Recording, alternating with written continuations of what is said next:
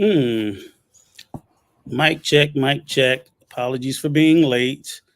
Welcome here to Prime Time for the Truth. Uh, Apologies if I'm a little bit late. Give me 1 minute. Anybody that's here for the live, please check in the comments. I would love to see and hear from anyone that's here to see me on the stream today.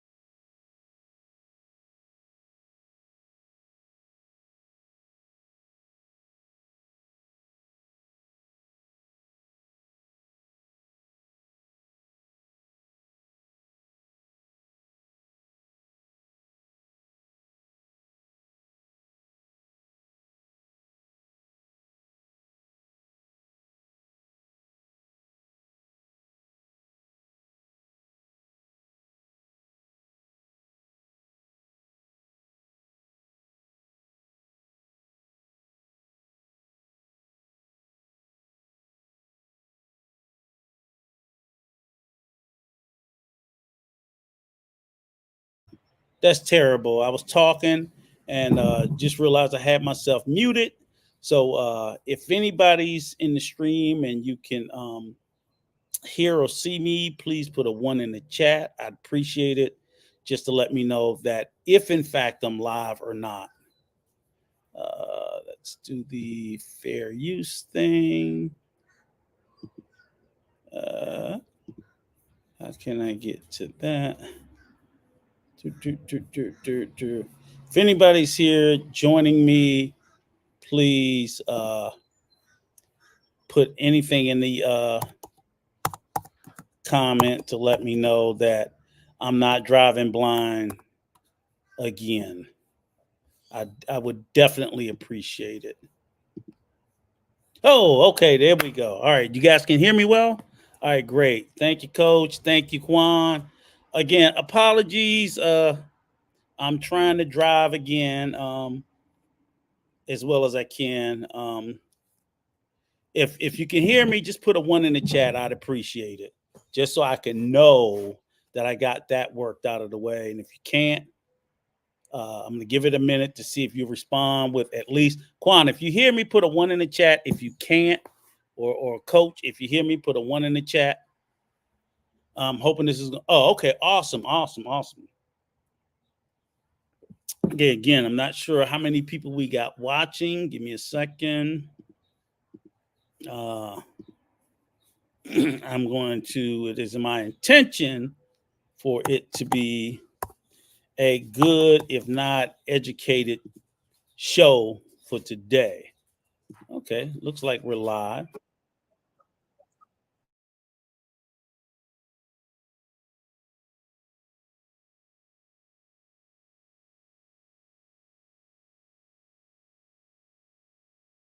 Sorry about that. We're back. Okay, with the sound. All right, again. So today, I wanted to make a live about what I consider the today I wanted to make a live about what I consider the miseducation of the passport bros. Um, it's been something that's been out there in the ether for a very very very long time. People have been going on and on and on, opining back and forth about the passport bros, and of course they're favored by some, and they are very much disfavored by many others, like myself. So let me say, for all intents and purposes, I am not a fan at all of the Passport Brothers. I think the ideology is a very bad ideology. It promotes negative stereotypes about Western women, which they call Western women, um, which we know that the birth of the Passport Bros was about Black Western women specifically. but they try to clean it up a little bit and say all Western women. Um, and I just think that the narrative that they paint around dating, while dating in the West can be very challenging and a lot of difficulty, the bullshit that they say about it is just a lot of it is completely factually untrue. They're very hyperbolic in their conversation and the way that they talk about it, and it's just very, very, very bad.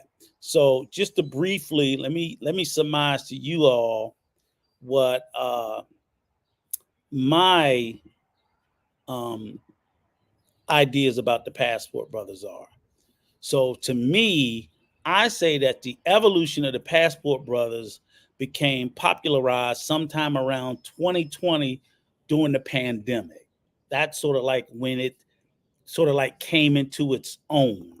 Not the idea of men traveling or black men traveling, but this passport bro movement. And it's generally been described as a movement of Western men leaving the dating woes of their home country to find more traditional and feminine women in more developing countries. They went viral in the social media era behind the likes of Austin Holloman, to name a few. The origination of Western men date now for me, the origination of Western men dating and marrying in foreign lands goes back hundreds of years, long before the dating rituals of today, although in significantly much smaller numbers. The main drivers for dating overseas in the past was the scarcity of women in their new lands. So oftentimes immigrants would go back to their home country to find a wife more culturally aligned. So that would make sense. So if you go back, the men traveling overseas to find wives, that goes back to the days pre-plane, the shipping. I believe the first male travelers, if you look at it from the founding of America, when those ships originally came to America, it was predominantly men. So there were very few white Western women in America. So the few men, when you had shiploads of men coming over here to discover the new world, those that didn't take a bribe of the native indigenous tribes, and that was very difficult to do because people whose land you invaded, unless you took a wife by force, you didn't have one.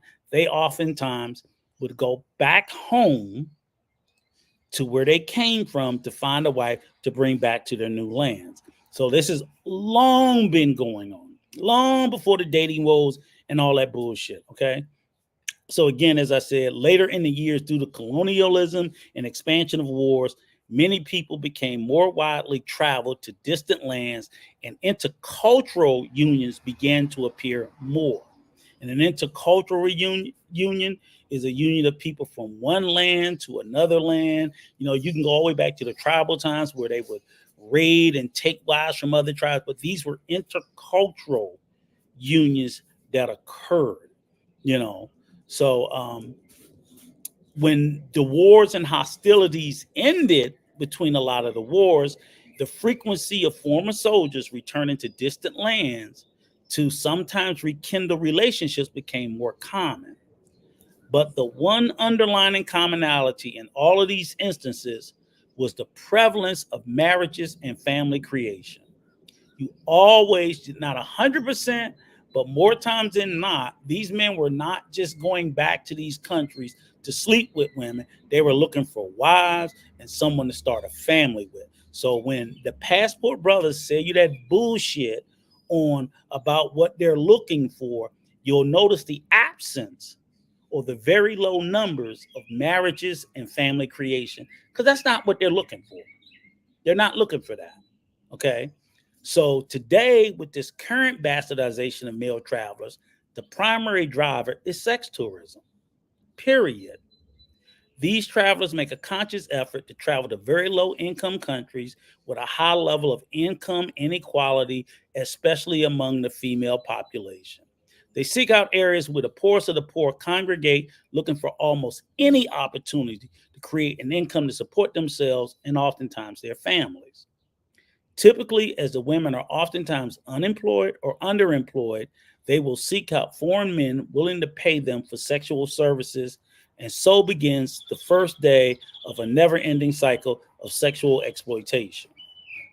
In this current environment, we have a deluge of YouTube voices preaching out to the uninformed subscribers that you can go out and find a fit, virtuous woman and wife among a cesspool of hookers. Today, I will call out and I want to break down all the lies and the nonsense and bullshit of some of the bigger YouTube content creators and their wildly misleading information and outright lies. So let me just preface this today with the fact that I know many of you guys are fans of some of these content creators that I will call out by name. And I don't say these things to discourage anyone from being a fan of any of these YouTube content creators.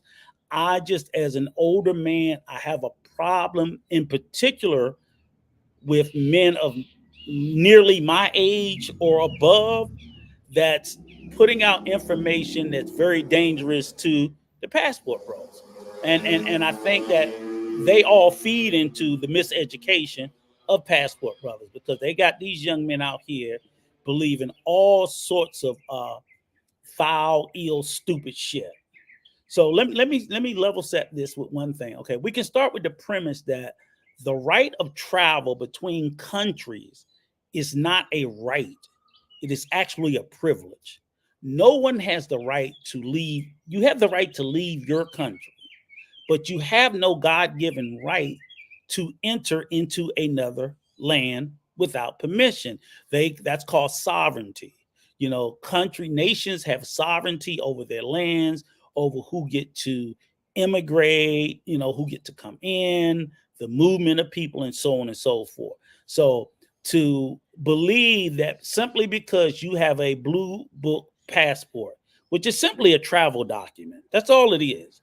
The passport doesn't give you the right of entry into a country. It is what's required to enter a country. It's basically a document to identify people moving into that country if that country so allows. Every day, routinely, countries restrict the travel into their country of foreigners for any number of reasons. Any number of reasons. Matter of fact, they don't even have to give you a fucking reason. If they say you can't come, you can't come. That's it. The end. Full fucking stop.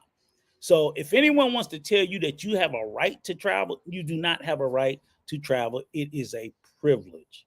And it can be revoked by any country to include your home country. Your home country gives you the travel documents that if it's accepted by another country, then you can enter into that country. But your home country can restrict your right to have that travel document. And even with that travel document, any other country around the world can restrict your entry into its borders. Full fucking stop. Full stop. And if you're sitting there and you're listening to any of these goofball ass YouTube content creators just telling you anything different, it's bullshit. I'm not saying that travel is restricted because obviously countries encourage travel around the world, but I say these things because people need to understand that when you do travel, you have a responsibility to behave and conduct yourself in a certain way. If you're going to be out there acting a goddamn fool, then don't be surprised if a country doesn't want you. They just won't want you because you display the type of behavior of a traveler or a visitor or whatever the case may be that they just don't want. Another one of the salacious claims that I've heard from some of these YouTubers, Zoom to Thailand, telling people that date globally, work remotely. Well, we need to have a conversation about people having the right to work in foreign lands. No such right to work in foreign lands exists. It is purely a privilege. And in almost all foreign lands, I can't say all of them, but I would say most of the ones that you would want to venture into, it requires what's known as a work visa. Now, pretty much everything I'm telling you also applies here in the United States. So the same way in the US, you can't work without a work visa, meaning the US government giving you permission that you fulfill the requirements for them to say that, okay, we give you authorization to work while you're within our borders. That applies to all of these other countries as well. Brazil, Colombia, the Dominican Republic, and so on and so forth. Some will do it passively. I think, I'm not positive about the DR, but I know some countries will do it passively once you gain residency or obviously, if you gain citizenship in any of these countries, you have the rights and privileges of all the citizens of that country. But we're talking about expats, travelers, YouTubers that's going to these countries and just thinking that they have the same rights in other countries that you have in your home country. You don't have it. Oh, I'm sorry. Thank you, Domingo. Thank you for coming into the chat and reminding me. Let me give a shout out for those who have come into the chat. John, Coach, thank you for coming and spending time with me this Saturday afternoon. Quan, my day one. I love you, brother. Appreciate your support always. Dr. Black, thank you, thank you, thank you, thank you. When I drop the link, I hope you'll be willing to come up here and have a conversation with me. I'm hoping to have some additional guests that will pop on here shortly. One other brother in particular, another older gentleman that has, deep roots in the DR, and then maybe hopefully Brother Troy, if time permits, so we can further the discussion. And of course, the lovely Dominga. I can't wait to see you again. Thank you for coming up and spending your time and giving some support. So let me shout all you guys out, and I'll continue to rock.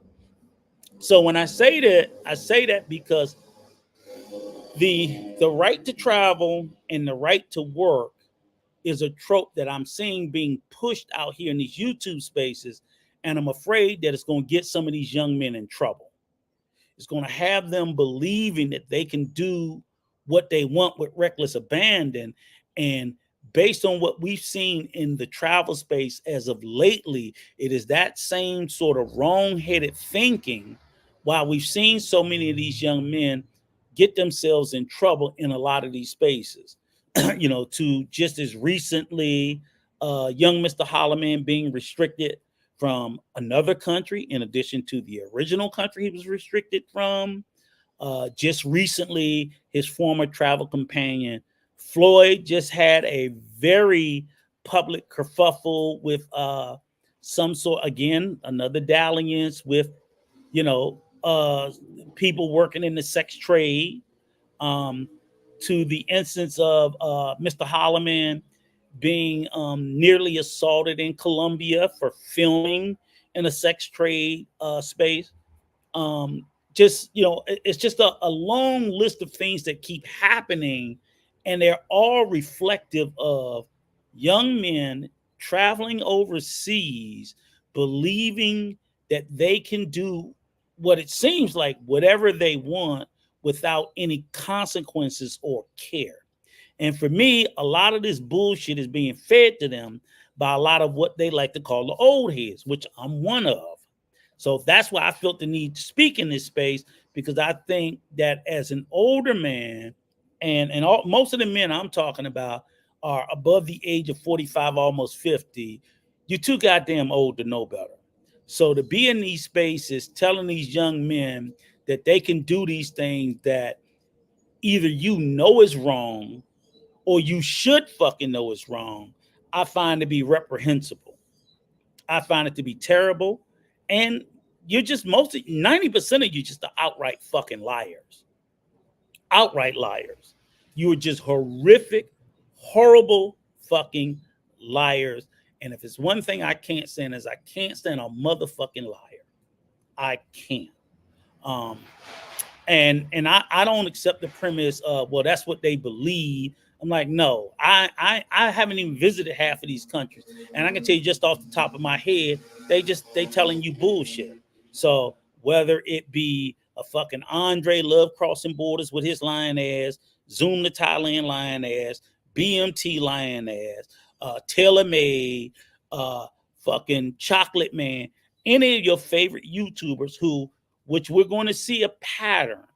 We're going to see a pattern created here. I'm going to show you a case where There's a fucking grift with all of them. With all of them, they're not just content creators, they're all selling you something. They're selling you something, and 50% of it is them lying to you, and the other 50% is you being stupid enough to believe this shit. Because you have to be being willfully ignorant of what I know most of you possess, which is common sense, to believe it. Now, if you're sitting there going, oh, okay, well, I just like him, he's my friend. Okay, that's one thing. But please don't tell me you believe it. If you want to go with the synopsis, and I don't think liking a person, let me state for the record clear.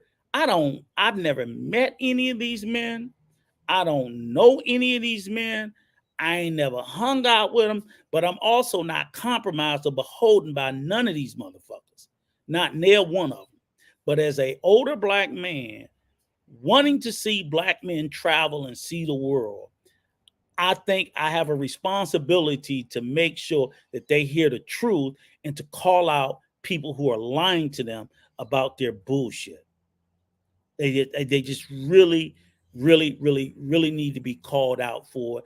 And I think that I know for a fact I see people do it quietly or anonymously through comments. And I can appreciate that. You know, I applaud it all. Anyone who takes a little subliminal shot at them, this, that, whatever. I'm just more direct. I'm more direct. I'm more like, hey, and any you can run, tell any of them motherfuckers, they can hit the link. I'll drop the link. We can have a motherfucking conversation with any of them. I'm more direct that if I see something harmful to our community or some bullshit, I'm willing to have the discussion. But most of them ain't gonna want to have the discussion with me because I'm not a blind witness. I'm not a blind witness. I'm not part of the echo chamber. I'm not going to let them just tell me whatever the hell they want to tell me, and I'm going to believe it, and I'm going to go along with it. Okay? So, again, I know I'm not in favor with any of them. I also don't care. I don't care. But what we're going to do in a moment is we're going to take a few minutes, and we're going to go over a couple of videos, and I'm going to break down some of the words that they say. Okay. But just for a moment, right? I'm not here alone. I'm here with a good buddy of mine. I want to introduce everybody to a good buddy of mine. His name is Mario. He's my former neighbor, but now he's down in Florida. Let me turn the camera so we can get him in. Come this way, Mario. There you go. Okay. All right. You got these two handsome fellas. There you go. This is Mario. He's up here visiting me from Florida. And he's Guatemalan by birth, and he's married to a doctor who's from Cameroon. Yep. And he's very well traveled. Yep. So he's not a fucking passport bro. Nope. So but been all over. He's been all over the world. He's very much a world traveler. He's the type of traveler that I know countries around the world want to come.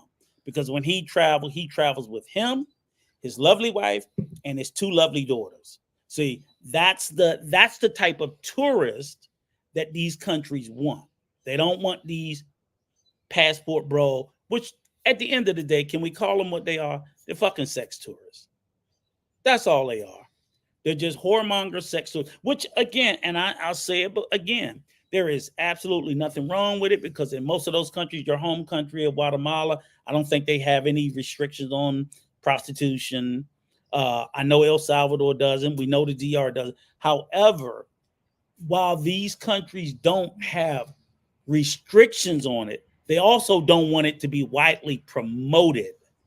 That's the problem. They understand that these things happen and occur. They just don't want their country to be known for that or for it to be promoted. And that's where the passport bros get in trouble because they literally, universally, exclusively do nothing but promote the prostitution. No, yeah. That's all they do. Yeah. They do nothing else. If they were over there, what is Guatemala known for? Can you give them a little background on Guatemala? People who are not. Guatemala is not known for sex tourism. It's not known for anything like that. It's a lot of it is known for actually imports, coffee, chocolate, massive chocolate exports. Farming, my family ourselves, we have a bunch of farms that export back into the United States as well. But it's not known for things that you would want to go for, as far as like the DR, Brazil, Colombia, Panama, those types of countries where they're not any different than Guatemala, right? I mean, they're the same, to be honest, right? We're all the same thought process, culture, right? And you can find that in Guatemala if you wanted to, right? It's not new to Guatemala. I mean, let's be honest. It's if you're going for that type of experience, you'll right? find it's the oldest profession there is of the world, right? Okay. That's not new to the world, right? So it's definitely there. It's not as popular, right, as in other countries within the Caribbean, within Latin America. But it's not like it's not there. What's the size of Guatemala, population size? Do you know? I don't know. I know last time I looked, we're not a big country, right? I mean, we're very small, right? The Guatemala is very interesting in the fact that we are very Native American. So people don't recognize is, much like where my wife's from in Africa, we have multiple languages in Guatemala from the Mayan language, right? For example, if you guys saw Black Panther 2, right, you heard Yucatan Mayan, right? That's what they were speaking, Yucatan Mayan, and Guatemala is the Yucatan. So, it's a very diverse country in from that aspect of it, right? And it's growing. It's ever so changing. Okay. A lot like El Salvador, right? El Salvador is growing ever so changing because new leadership has come in, and we're trying to reposition what these countries really are. Right. And I see a huge, and see, here's the thing is, like I said, my beloved El Salvador and Guatemala and Honduras, there's a huge soon to be popular tourist boom to come there as the countries are starting to reposition themselves. And the one thing that you don't want is for them to become known, for purely for that reason. Now, again, like you said, it existed, it occurs. There's nothing wrong with people going, but that should never be your primary reason or source for going there. No, absolutely not. And it certainly should never be your sole reason. No. Like you said, you should be going there because, hey, you want to vacate. Because these are countries where it's 80 degrees year round. Yeah. So it never gets cold. Yeah. Beautiful people, good music, good food, good time, good festivals, all that. And if you indulge in the company of a lady, by all means, you can find a good wife in these places. But you will not find that among that select group of ladies of the night that these guys almost exclusively travel for. You're not going to find it among that group. So when I sit there and when I make statements like these countries, that they go to, because again, when we talk about the top 5, the trick and trifecta, we talk about the DR, we talk about Brazil, we talk about Colombia, we talk about Thailand, we talk about the Philippines. We talk about those 5 in particular. And when I sit there and we talk about them and we say they're full of whores, we're not saying all the women. It's not even the majority of the women. It's a small percentage, say 10% of the women are in the sex trade. And the reason being is because, again, like I said, these are countries with high levels of unemployment and high levels of underemployment. So what happens in these poor countries, the people who get jobs the last will be the women. The men, when jobs come in, men get them first. Women get jobs after, they generally push the employment towards men. Women, so as women are the least likely to be employed, you have a higher percentage of women who the only means of them providing for themselves and their families is what? The sex trade. Yeah. I mean, it's like that's the one thing a woman can do. If she can't build buildings, if all the restaurants, they don't need no more waitresses, whatever the case may be, they literally, that's the one thing they can do. So I don't judge women for going into that profession. But at the end of the day, if you're a hoe, you're a hoe, you're a hoe. And you can't be making the argument that, these women are more fit and feminine than Western women. It's like, no, these women are behaving that way because of their conditions and their needs. And when these fucking YouTubers are selling this bullshit, they're fucking lying to you. They're looking in your face and they're telling you a fucking lie. Hey, shout out to my brother Evro. Nice to see you. I haven't seen you in a while. And Evro says, let me see what his comment is. Yes, indeed, they are called whoremongers in Central America. Mhm. And he's Evro. I think you're from Honduras. Yeah, he's Honduran. Right. Yeah, he's Okay. Catracho. Yeah, we have a big time in the tour. Yeah, I'm Honduran. I saw a big time. Exactly. It's not as open as Sosua in Cologne. Okay, awesome. And that's why I sit there and say is again, it's the system of YouTube only give you certain amount of words on the chat. Appreciate it, brother. Appreciate you coming up, backing up, with what I'm saying, because I'm trying to say it in a clear and concise way. But I'm telling you, it's gonna be no holds barred, because we're gonna show you. I'm gonna show you some of the things that these content creators say and the lies that they tell, and we're gonna pick it apart, the bullshit that they said. So that's why I wanted to go to do a breakdown on the so-called Passport Bro movement. Give me a second here. One moment, because oh yeah, I did want to do. Sorry, you guys bear with me. You know I'm new at this. I'm driving the car. That's not what I wanted. Oh, this is what I wanted. No, where's my cliff notes? Sorry. I promise you I'm gonna get this right. Cliff notes. Let me do this. All right, here we go. I don't know where I got this saved at. Okay, all right. So again, just so you know, they can still see us. Some of the names, like I said, that I'm going to discuss is going to be Andre from Love Crossing Borders. We're going to review a video of his, the fair use. Also, Beautiful Lies, El Guapo, the Kingmaker. And it's funny, he called himself Beautiful Lies as much as he fucking lies.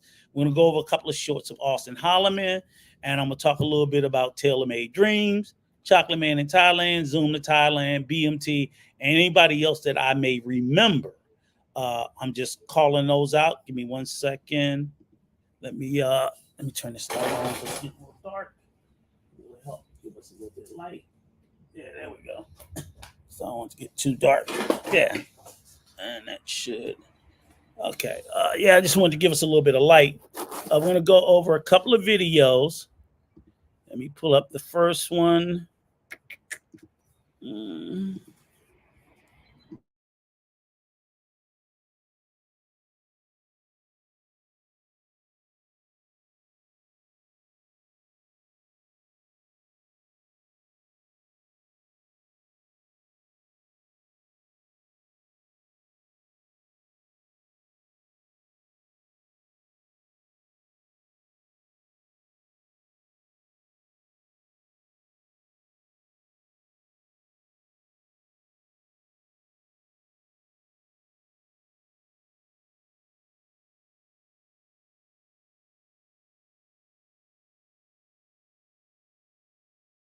Okay, can you guys hear me?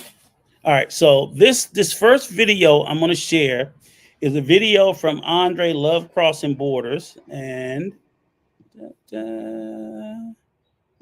present, share. Yep. Okay, and you guys can see it. Okay, so the title of the video, if you look down at the bottom, is "The New American Dream is to Leave America. Here's Why." Can you guys still hear me? I hope so. Just put a 1 in the chat. Anybody, let me know you can still hear me.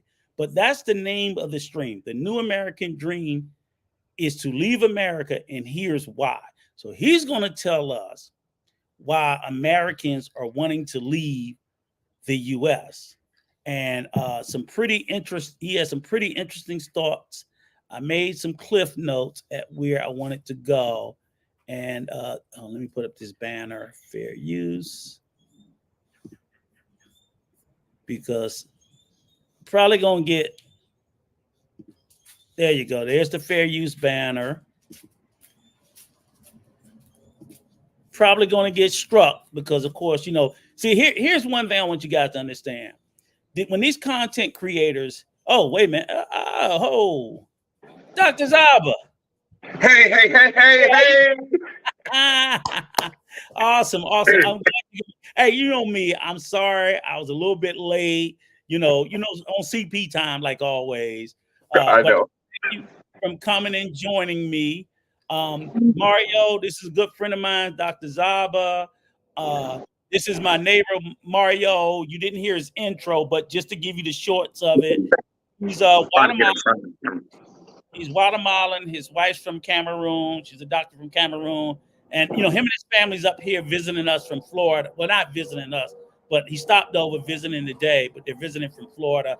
And if you just want to take a moment to tell the audience your background and give them some background on your time in the DR, because I want them to all know that we got credentials about this traveling and so on and so forth. So I'm going to give you the floor, Dr. Zaba. Yeah, I got out of the Marine Corps, started teaching at the college and the university. I did a lot of years in the Marine Corps, and then started working on shipping containers in reference to programming and things of that nature. And I started doing things in Panama, and then started working in the Dominican Republic. How I got to the Dominican Republic. And so I spent about 14 years in the Dominican Republic. I retired out of the Marine Corps and went back and got my doctorate in information technology but I spent a lot of time there, and I wrote my book, which is on eBay. I got a little plug. What I wish I would have known before moving to the Dominican Republic and why I left. I'll always kind of try to preface talking to people about people who spent over a decade not coming and going, but actually living in a place. I think that's adequate time for people to take the rose-colored glasses off. And by that time, something has happened. They've seen things is what I'm trying to say there. And it's kind of frustrating talking to a person who doesn't have the rose-colored glasses on, because it's like you're talking different languages to them, and you got to really get familiar with the dynamics of law, Latin American countries, culture, etc. So many variables, Dr. Zaba, you're talking about rose-colored glasses, right? Give us a good example of what you mean by that to the audience. What's rose-colored glasses? A great example, especially since we're on YouTube, it is always funny to hear these guys, and they'll go to a place and they'll go, "I'm never leaving. Never going. I'm never going anywhere." And then I look how long they've been, that kind of thing. You don't hear 10-year veterans talking that way. Mm-hmm. And rose-colored glasses is also saying this place is a paradise. Yes, a paradise for people who have money, a paradise for people who are visiting, a paradise. But for the most part, there are countries where people are literally dying. I mean, literally sacrificing their life to get out of those countries. And the YouTubers that are on, they're concerned about their clientele. And so, I mean, they have to cater to that audience. You know what I'm saying? So, and on the flip side of that, how many Americans leave the United States of America and they are on Guatemalan money or Salvador? They're still their cream is still here in the United States. And with that, I mean, every country has its pros and cons. But a lot of times when people have YouTube channels, they don't really want to give you the cons. They just want to talk about the pros. Right. So hang on 1 second. One second. No, and 1 second, Mark. So I just want to make sure, because I want the audience to hear. Can you also let them know that you have a beautiful Dominican wife, and you're now in the U.S. with your beautiful Dominican wife? Because I don't want them to sit there, because again, when they start talking that relationship shit, they act like I'm not married to one and you ain't married to one. My wife's not Dominican. Dominican, but a Hispanic woman from El Salvador. So I'm like, no, that's not the point, because we are. But as you say, this rose-colored thing, even when I love my wife to death, just whatever. But I tell people all the time, Salvadorian women are not any different than American women or even black women. They're still the fucking same. They're still women. Well, they still want the same things. Mhm. So this narrative that they're telling you that you're going to find this overly submissive, overly obedient, overly docile woman is bullshit. She's going to get angry. She's going to argue. She's going to fuss. She's going to so it's that the rose-colored narrative and things like that. And the way I always say, like, I hate the word paradise, because I'm like, I've never seen anyone trying to get out of paradise. You know what I'm saying? No, Everybody's no, trying right. to get You're into paradise, not out of paradise. And when I look down at the southern border, I see thousands of people, hundreds of thousands of people leaving from paradise. Go ahead, Mario. No, I don't disagree, right? I think that from my perspective, it's what is paradise, right? And that's really the concept of it, right? It's like, and I tell, like, when we travel, because I'm pretty well traveled with my family, you know, there's visiting. You can visit a country, and I try to show them the culture of the country that we're visiting and where the country really is where we're visiting. But you're only visiting, right? That's not a paradise, right? That's not a normal life. That's a nice time. Like, for example, we stay in a nice hotel, a nice resort. That's great.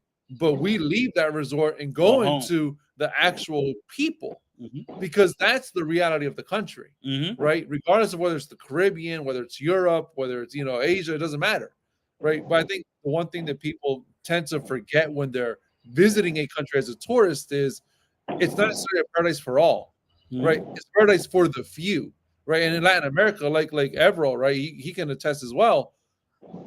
We have massive disparities, same as the DR. Like Dr. S, you've seen in the DR, right?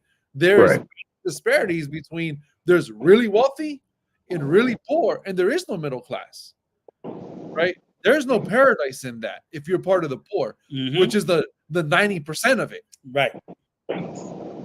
Right. Y'all said so many things, man. I think you're right. I think that I'm trying to.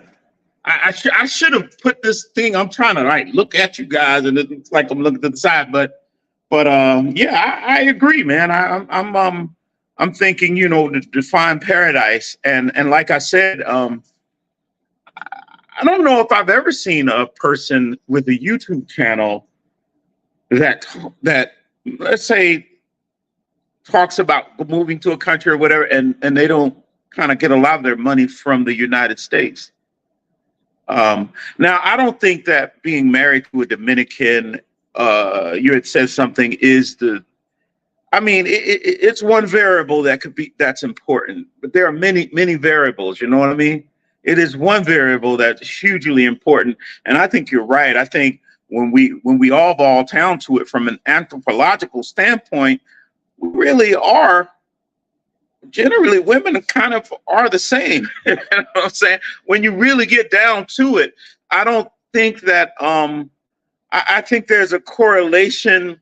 I've always said this, there's a correlation between economics and relationships. I think that, for instance, Puerto Rico is about 80 miles away from the Dominican Republic. If the women in the Puerto Rico did not have access to the United States, relationships in Puerto Rico and visitors and tourists would be different. It would be different. So economic always plays a part in it, you know, and I don't believe, just like you said, I don't believe that women are just going to be. Do I think that there are cultural differences? Yeah, I do. You know, there are cultural differences, but we're talking the nuts and bolts. The basics is in order to have a good relationship, relationships just don't fall out of the sky. You have to work. You have to do a lot of things in order to have a good, decent, healthy relationship. They just don't fall out of the sky, no matter who you met. You got people who are thinking, oh, if I just go to this place. No, if you're not developed, if you don't have, you got people talk. I had somebody tell me the other day, oh, I'm going to Panama, man. I'm paying 50-50. I'm like, well, that's when you don't know that culture over there now. And so I think in order for us to have good relationships, water seeks its own level. Nothing speaks more about us as a human being than our relationships. Your relationships with not only men, but with women, our relationship with people speak louder than our mouth does. Nice. But see, if I want to know how healthy you and your lady is, all I got to do is hear her talking to you. I got to do is listen to her, and that's going to tell me a lot about who you are. You're not even listening, right? Like even looking at body language of her, right? The body language says a lot more than words say a lot of times. Yeah, and I was going to say that's a great point in particular. It literally comes down to the socioeconomic of the woman, because again, I always tell everybody, I said, when these gentlemen speak of the feminineness of women in these countries, I'm like, mostly, I always tell them, I'm like, I'm sorry, most of these countries that you name, women are, let's be honest, they're second-class citizens. They're not equal to men. So when they sit there and they talk about, oh, it's a patriarchy, or women are, they know their gender roles, I'm like, yes, it starts with economics. I said women are unemployed or underemployed. That speaks directly to the economics. These countries have no social safety network. So either you that's a big one. Or you don't have it. So if you put all of the financial power in the hands of the man and deprive that of the woman through either unemployment or underemployment, she has no choice but to be subservient and submissive. It's not willingness. They have no choice. So they're taking it as, oh, they just love their men. I'm like, they have no other fucking choice. I'm not saying that they wouldn't love them. I'm saying you give the overwhelming, if you gave those women the same level of agency and choice as women here, it would be the same. Because everywhere in the world where you see agency and choice, it exists. I was trying to understand what you're saying, but I think I do now. The way I always taught it was that when you look at economics is always tied into that. It plays a lot. I mean, one of the things we say that happened in the 1960s was with government. Some people may call it government intervention, when the government started taking care of women, basically started giving them setbacks and set asides, and they have control of the child support, the divorce laws, and all of that stuff. But let me say this. So you can see the economics and how it affected families. And then not only that, if you look at a agricultural society, almost anywhere in the world, this happened for thousands of years.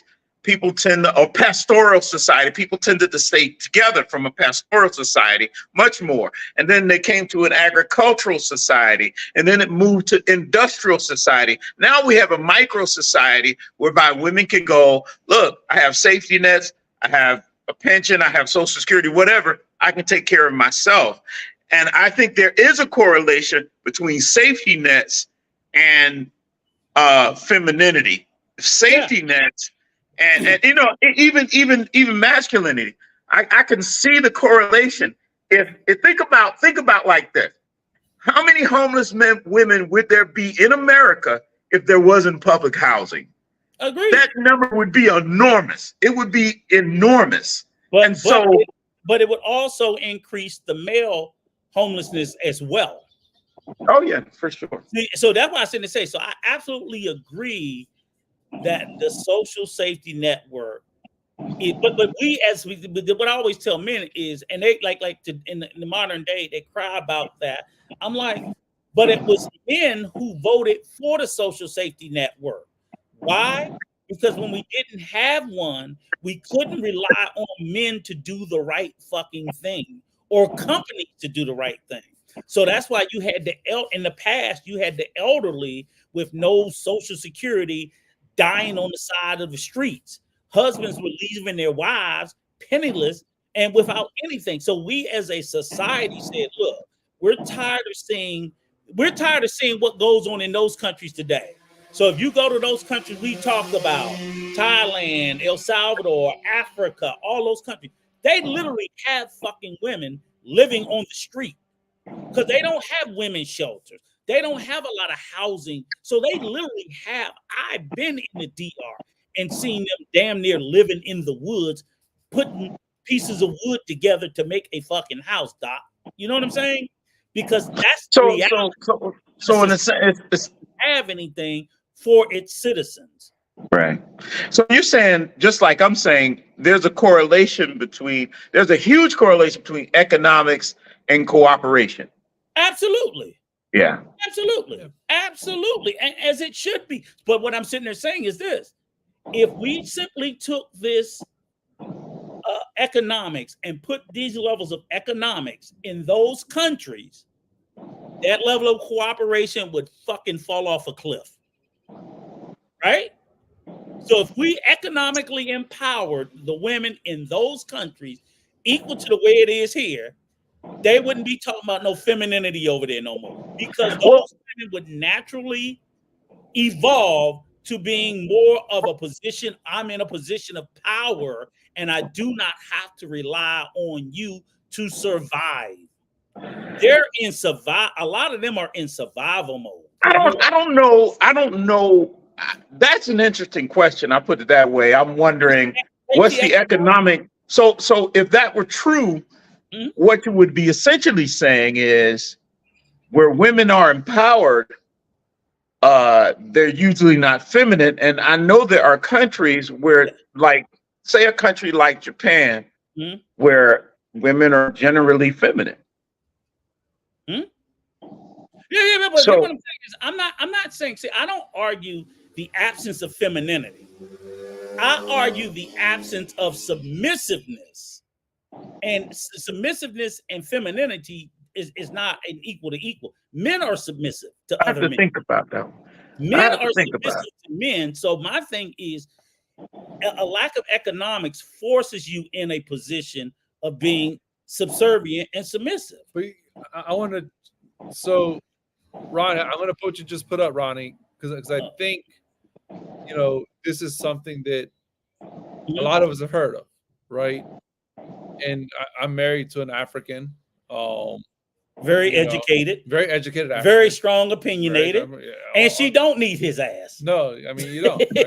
I mean, everything he said is true. But is it that they don't need it, or is it that they are looking for it and trying to find the right person? Right. So and that's the way. Because Ronnie, I think you hit a point here as to why people leave the U.S. to try to find something different, right? And you're gonna find the same thing over there if you're looking intentionally. If you're looking intentionally, there are strong, opinionated Latin women. There are strong, opinionated Asian women. There are strong, opinionated Black women, African women, everywhere. It doesn't European women. The reality is, what are you looking for? Right. And what is the intention of what you're looking for? And I would go one step further, and I always say this, and I would say this, Ronnie, you're 1,000% right. They say they don't need you because they don't. They flat out don't. But and doesn't mean they don't want you. That's the point. The difference. See, that's the difference. That's where they always get fucking lost. If you're looking for a person to need you, you've already failed. You've already lost. No one in Western society should need you. If you're talking about a romantic relationship, she shouldn't need you any more than you need her. She should want you. You create her to desire you. If a woman desires you, it's not based on need. It's based on I desire you. I miss you. I miss your presence. That's what y'all are not doing. You're just sitting there trying to put them in an economically disadvantaged position so that she has to put up with your ass. That's a sorry, miserable fucking relationship. That is the wrong way to think about it. So you always get butt hurt because they say what they shouldn't need to say. They don't need you, and you shouldn't want them to need you. You should want a woman with independent agency because Lord knows if your ass ain't there, what good is she? And you know what? That kind of leads to, I think, what Dr. HP is kind of saying here, right? Capitalism creates that competition, right? Feminism and the spread of capitalism, et cetera, and the decrease in cooperation. I think the reality to me, but that's capitalism. That's capitalism is that being correlated, right, to the relationship, right? That's correlated to the relation and cooperation of the relationship. And the same guys that's crying about it, remember, they love capitalism. So the same guys that, so if and Dr. Black, I agree with you. But the same ones that's crying about the loss of femininity, they love some goddamn capitalism. But I also think we need to define what is truly cooperation. Exactly. See, right? What is cooperation? But people don't want to parse that stuff out, and they don't want to nuance it. They want to come up with these rigid definitions, and when someone doesn't fit within that, and then even when they reach a truism and it's true, they cry fucking butthurt, and I'm like, ain't nobody got time for this butthurt shit. Grow the fuck up. It is what it is. We're in 2024. You can't sit there and be hollering 50-50. You want a strong woman. You want help. You cannot be in, I'm saying as a man, you're saying you want to be in a relationship where economically you're 50% of the fucking relationship. She's 100% of the relationship, but economically you want 100% of the control. It's crazy. So if you know economically, if we're talking about economics, you're in a submissive position. What would be a submissive position, Dr. Zaba, to you in an economic? If me and you had an economic relationship, what position would be submissive? It would be, it's you make less. If we come together as a partnership and you say I'm gonna put $50 in it, and I say I'm gonna put $100, then guess who the managing partner is? Me, motherfucker, not you. You and your $50 gonna do what I say, right or wrong. I definitely see. I try not to, certain words just like for whatever reason, like I see submissiveness as being just working with a person, and then people can swallow that a lot better. So that's kind of, I try not to use that word, kind of like calling, black people, like there's a boxer that said nappy hair, it has a negative connotation to it. Just say it's strong hair. And I would say, my definition of submissiveness is making sure you got somebody's working with you, and so you guys can achieve a goal together. That's submissiveness, cooperation. And I think that's the better word, right? Right. Like, I think it's not marriage. There's been more than cooperation into each other's thought process. But then again, here's the whole point. So they're defining a lack of cooperation as a lack of femininity, and I'm like, it doesn't go that way. You see what I'm saying? Because femininity has nothing to do with submission or cooperation. They're separate. They're not the same thing at all. Because again, I say in all of our relationships, you seek cooperation. So I'm not seeking I'm seeking cooperation from Mario. I'm not seeking femininity. I'm seeking cooperation, submissiveness, whatever you want to call it, but not femininity. But that also goes. So you can't go, oh, she's not submissive. But wouldn't we say that a woman who is cooperative is usually going to be feminine in America? No, I think so. I mean, I think that you can't say because. So what do you call a man that's cooperative? Here's the problem. He's just cooperation. It's different for a man because you're not involved with him in a sexual relationship. So the definition applies different. So, but that's what I said to say is you could say a characteristic of femininity is cooperation. That's I agree. But you brought up something very interesting. Well, I think the problem is that when people hear feminists, they hear this strong woman that says screw the world, F everyone. And the reality is that's not, to me, that's not feminist that's at not all. That's not the definition that I've experienced. No. right? Feminist is I equality. just thought of someone that says, okay, Equality. at least with my wife and what I suck out was let's Equality. build together, Yeah. right? Let's have this together. Let's have that together. Let's do this together. And she's right? strong-willed, cooperative. A strong Black But- African woman that's a physician that, you know, let's be honest, she doesn't need me. She doesn't. From a physical perspective, right? But from everything else, right? We want to be with each other. We have made it work with each other, and we have succeeded with each other. And because of the cooperation, because of the same thought process we each have. Right? But the winning of it is not being a fucking snowflake and will because she decides to exercise any authority or agency over herself.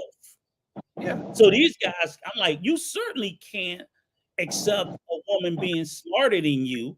Lord knows you just can't believe she can be smarter than you, even though that could be true, because you a fucking snowflake. This is crazy. Well, and I think that goes to like what Nat and right, what you posted up, right? You know, about making the bread for the table and the woman take care of the family, or for it might have worked for 100,000 years, but you know, I tell a lot of people that I talk to, the worst thing ever said is it's always been done this way.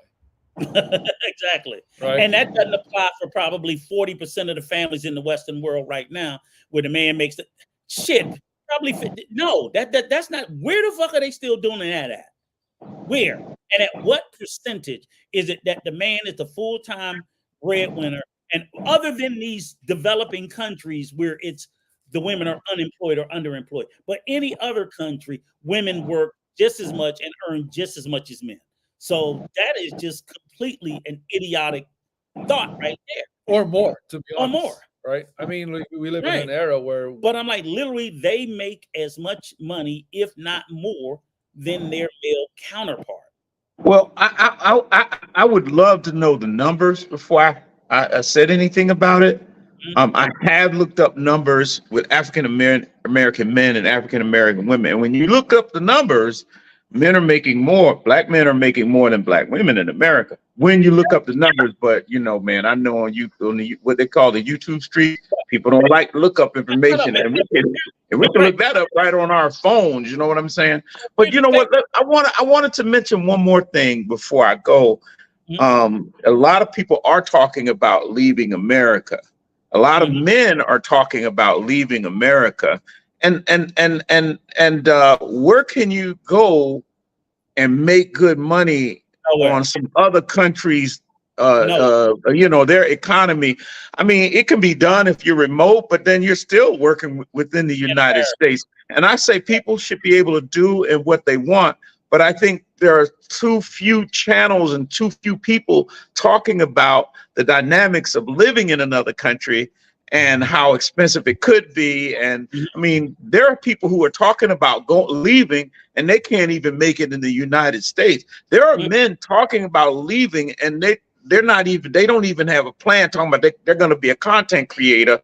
And so I think people don't line up all their ducks in their row when they do leave. And I would say this too, you know, I would say, listen to the expats that have been over there. A lot of them don't talk. A lot of them just, kind of go into oblivion, but talk to some of the older people and then one thing that you guys, in reference to being in a country for so long, one thing you guys talked about is cooperation. You know, when I think about, when I look at people who have gotten old and they're still together, it's poignant because a lot of times those old people have learned how to work with each other.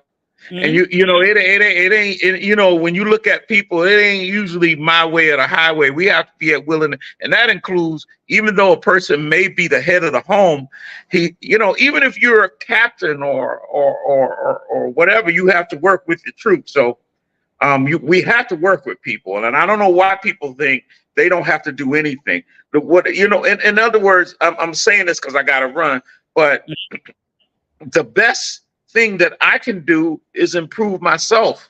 And a lot of people don't want to do that in regards to any type of relationships, and I'll tell you, a lot of men who are talking about living overseas, they can't afford to do it. No, most of them can't.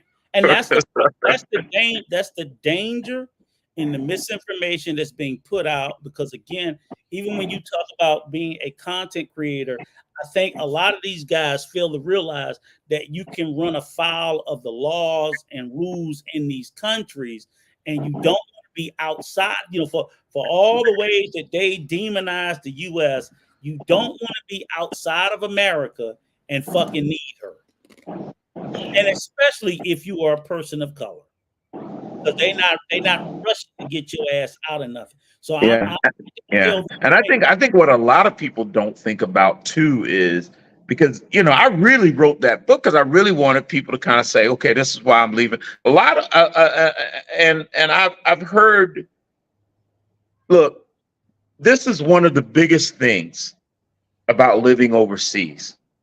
My wife believes that her father died seriously because he couldn't get to the hospital in time. Mm-hmm. I heard a friend of mine was just telling me that a dude was in America and he needed a stent in his heart and it was in within 30 minutes or 40 minutes. Whereas that's not going to happen overseas. Something like that happen overseas. You're lucky you be in the back of a truck, or you're lucky you're just you know this. And this is another thing that's important about a lot of countries that you go to. You don't have any recourse. In other words, let me give you a morbid story, or and you know this to be true. For instance, and I know I'd rather keep it fish and grits, man. I'm not going to sit up here. If you get in a fight with a Dominican, let's say he started the fight. Let's say he stabbed you in your neck. First of all, you fight him back, they're going to gang up on you. That's the first thing. Second thing, when they do go to court, they don't give a damn about you. In a lot of these countries, there's no recourse. People can do whatever they do, and you'll see the prisons. There are stories after stories after stories of people getting deleted, and the persons, they pay the right people, and they're out. So we have very little recourse in these countries, and this is something people don't think about. You have your little daughter over there, and somebody come up and hit her with something in the head or whatever, you ain't got a lot of recourse. People don't like to talk about that. People don't like to talk about that. Only older expats talk that language. But I'm gonna keep it fish and grits for life, no matter who like it or not. Something happened to you in them places, you ain't got much recourse, and that's huge. For instance, if a person attacks a tourist here and kills a tourist, they're gonna go to jail. They're gonna do that time, right? Yeah. We know some people get off, but what I'm telling you, that is a culture of getting off over there. That is a culture of getting off. It is is a country whereby you can do the crime and then you can make bail. Right. You pay the right people. That's why I say, for me, Doc, and that's my thing, is my only like I said, what's drawn me to speak about this is that these guys sit here and they sell the rose-colored glasses, like you said, and they don't tell that part. So I'm like, I'm of the school. Never. Tell the rose-colored glasses, but tell that part right beside it. So if you tell the whole story, then a person can decide, oh, it's a beautiful place, beautiful women, good food, but I need to be careful to not get into any altercations. You know what I'm saying? I think the politics of YouTube is people don't want to get in trouble. They don't want to turn their audience off. You always got to tell your audience the happy things. As long as you're doing that, they'll like you. No, but that's if you in the business of being liked. And like you said, I'm fish and grits too. I don't give a fuck about being liked. I don't give a fuck about being monetized. I'm going to tell the truth the way I see it, plain and simple. If you like it, you like it. If you don't, fuck you. I really don't care. It's an irrelevant, point, because I think that, as you're going to see, we're going to go over a couple of these people's videos, and the information that they're putting out, they're just telling outright lies. Information that can be demonstrably proven untrue. Like you said, I'm like you, Doc. I look up everything I hear. I hear somebody say some shit. Oh shit, I don't know, and I'll Google it, look it up. Like, I think it's commendable to have a positive channel and focus on the positives in the country, but a lot of people are making their decisions off of people who only show that side and never and it's a turnoff to talk about the cons in a country. But I mean, we don't get offended when we talk about American cons. Exactly. And it's dangerous not to talk about the cons. Right. That's my thing. Right. It's like, look, I'm not trying to discourage anybody. People say, oh, it sounds like you're trying to discourage. No, I'm trying to fucking make sure that you go forward with the information you need to make smart. I want you to go anyway, but I need to tell you how to look out for whatever potential pitfalls because they exist. And then let me say this before I go. If you were asked people, call in with your story how you didn't get justice. Man, you be on the phone for 5 trillion years because there's countless stories. You go into justice systems, you just rarely are gonna hear about people being victorious in anything with justice, but people don't like to talk about that stuff. Instead of people addressing the issue, when you bring stuff like that, they'll attack me, or they'll oh, he's crazy, or they'll go there. Yeah, they'll go there. Anything. Yeah, but look, from the truth. Yeah, man. Hey, man, I gotta go, man. But hey, I enjoyed it. Thank you for having me on. I appreciate your time, Doc. I hope to talk to you again soon. Yes, sir. Nice meeting you. Yep. All right. So before Doc came, we're gonna get back to this video. Before we get to that video, go ahead. I think it's an interesting thing here that I saw. Let me take him down. Yeah. Go ahead. By Ronnie. Okay. Hold on a second. Where is this? Oh no, it's Nat M. Okay. Right. So something about the obsession of skin color and race. It's only a thing in the rest of the Western world. He a troll. This is a troll. I mean, but we're gonna address it anyway. We have to address the trolls. The way I view it is that bullshit. It might not be called racism, but there's massive colorism throughout all of Latin America and as racism. well as Africa. Yes, right, and that is the form of racism.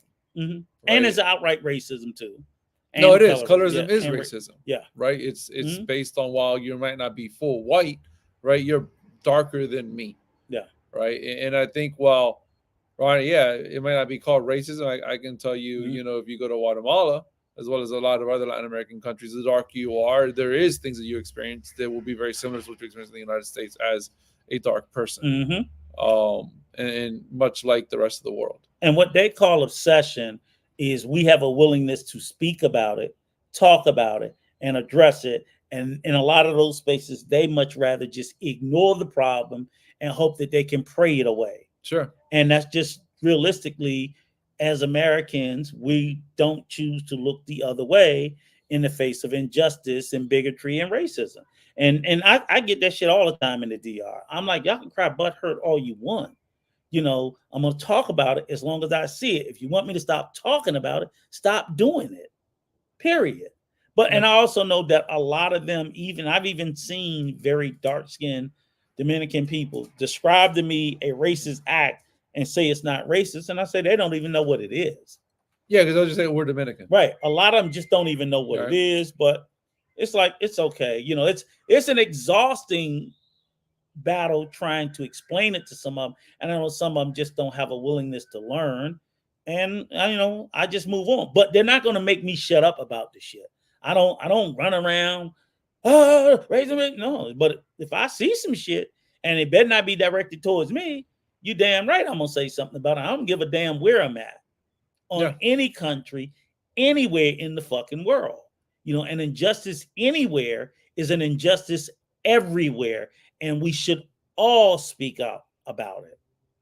Okay, that's just a fact. And that to this nonsense narrative, the USA has one of the highest life expectancies in the world. It really does. And it's not as long as it's supposed to be. So I don't know what country you're trying to compare it to, this quality of life expectancy, which is a quantifiable thing they can do. We have one of the longest life expectancies of any country in the world due to our quality medical health care. Quality of life, that's a very subjective term. So I think Finland came in as the one most happiest. So some shit like that when they talk about happiness, and that's just how people respond. I don't disagree that America is a very much of a grind, hustle country, this, that, whatever. So we may score low there. Probably.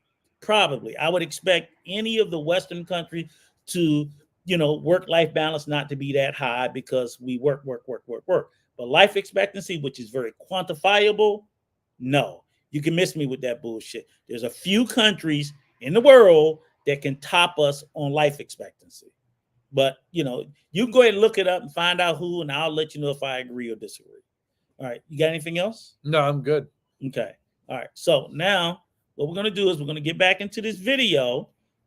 So any of you butthurt Andre fans, let me put my fair use banner back up because I am fully. It's already there. Is it there? Okay.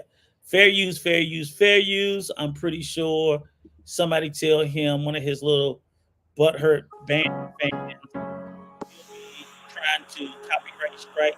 So I thought like every couple of minutes say something. All right. Are you sick of having issues with your webinars, wasting tons of time on troubleshooting with attendees? The American dream. Well, here's the Kevin Samuels of the YouTube travel space. You notice this Negro always got a suit on, and he got the little Kevin Samuel squiggly thing. So for any of y'all that didn't pay any attention to it, this is his shtick. This is his entree into the space of trying to create some sort of credibility that he knows what the fuck he's talking about. Okay? That good old American dream that won't let you down.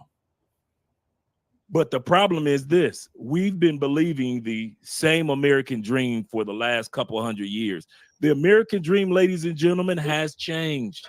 So now and for many of us, we don't want it to change. We like the American dream the way that it was. Now, let's be clear. We who are in America, his black ass is in Colombia. So I don't even know how this dream is his anyway. But again, remember, he's talking to the rubes. Okay. This is how this is how a grift and a con go. This is, how they say the art of the deal and people like that. Yeah. This is how they speak to bait you in. Because we're gonna hear some very important points he's gonna point out that's gonna be true. It was red, white, and blue. You got your house, you got your pets, you got your 1.5 children. I don't know how you pull that off. You got your spouse. And we know this you all got your retirement. Good, right? Sounds good. You go on a few vacations a year. It tickles the ear. And then you have your family surround you in your final days. That was the American dream that we grew up with. Or the American dream was you started off with nothing and you believed in yourself. You had a 2.5 children. Yes, I'm going to speed it up to the point. And you believed in yourself. The first point of his first. You got to the point where you could be like a Samuel L. Jackson, going from a crackhead to a multimillionaire. Okay. You could go from Biggie being a guy that was just in the hood rapping, or Jay-Z in the hood rapping, to a billionaire. That was the American dream. You had the opportunity to become whatever it is that you want to become, and no one could stop you. Except we're gonna hear this con. That dream now for most of us is deferred. See? We're going to talk about that today. See the trigger? Y'all hear the reason why we're going to be talking about that is nothing against America. We all love America. We love all Americans. Mm-hmm. But statistics showed in 2013, only like 4 or 5% of Americans had passports. Do you know what the... Okay. Did y'all hear that? In 2013, he said 4 or 5% of Americans had passports. Did y'all hear that? Did y'all hear that? Because I wish Doc was here. Because I told you the minute I heard it, I had to look that shit up. Because I looked shit up. I was like, that sounds pretty goddamn low to me, right? Percentage is now since the pandemic. The percentage of Americans that have passports right now since the pandemic, 50%. 2013, only 4% of us had passports. Didn't matter the race. Fast forward almost 11 years and over 50% of us. Okay, audience. Okay, let's hear what this grifting motherfucker just told us. He told us in 2013, 4% of Americans had passports, and 11 years later, in 2024, it was up to 50%, an increase of 46% of Americans that got passports. But right? why? Excuse me. Let's not go with why. Is it even true? It could. No. If it's true or not, let's be honest. We're talking about COVID era. Okay. Even forget. Meaning what? No. Meaning that now remote work was embraced. No. Right? I don't think it was as high as he's saying it is. But what I do think is that there was an increase because there was an increase, not a necessarily marginal percentage increase of passports, but a percentage of just people moving around the United States or outside the United States is what I would say. Right. But this is how they sell the bullshit.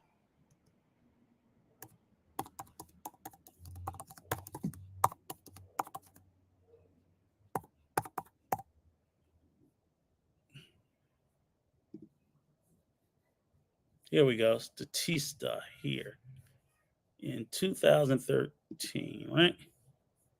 All right. Except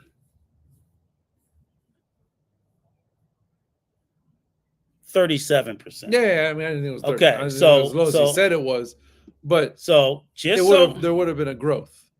let me just show, so y'all don't think I'm pulling out the side of my ass, right? Okay, here is the percentage of share of American citizens per year who own a valid passport from 89 to 2007. He said 2013, he said it was 4%. What does that say? Oh, it's 37%. 37. Right? It's not as low as he would have. Nowhere near as exactly. And I didn't think it would But be as low as he that's would claim. right. That the hyperbole comes from like nobody had a passport. Nobody. Now, what may have been true in 2013?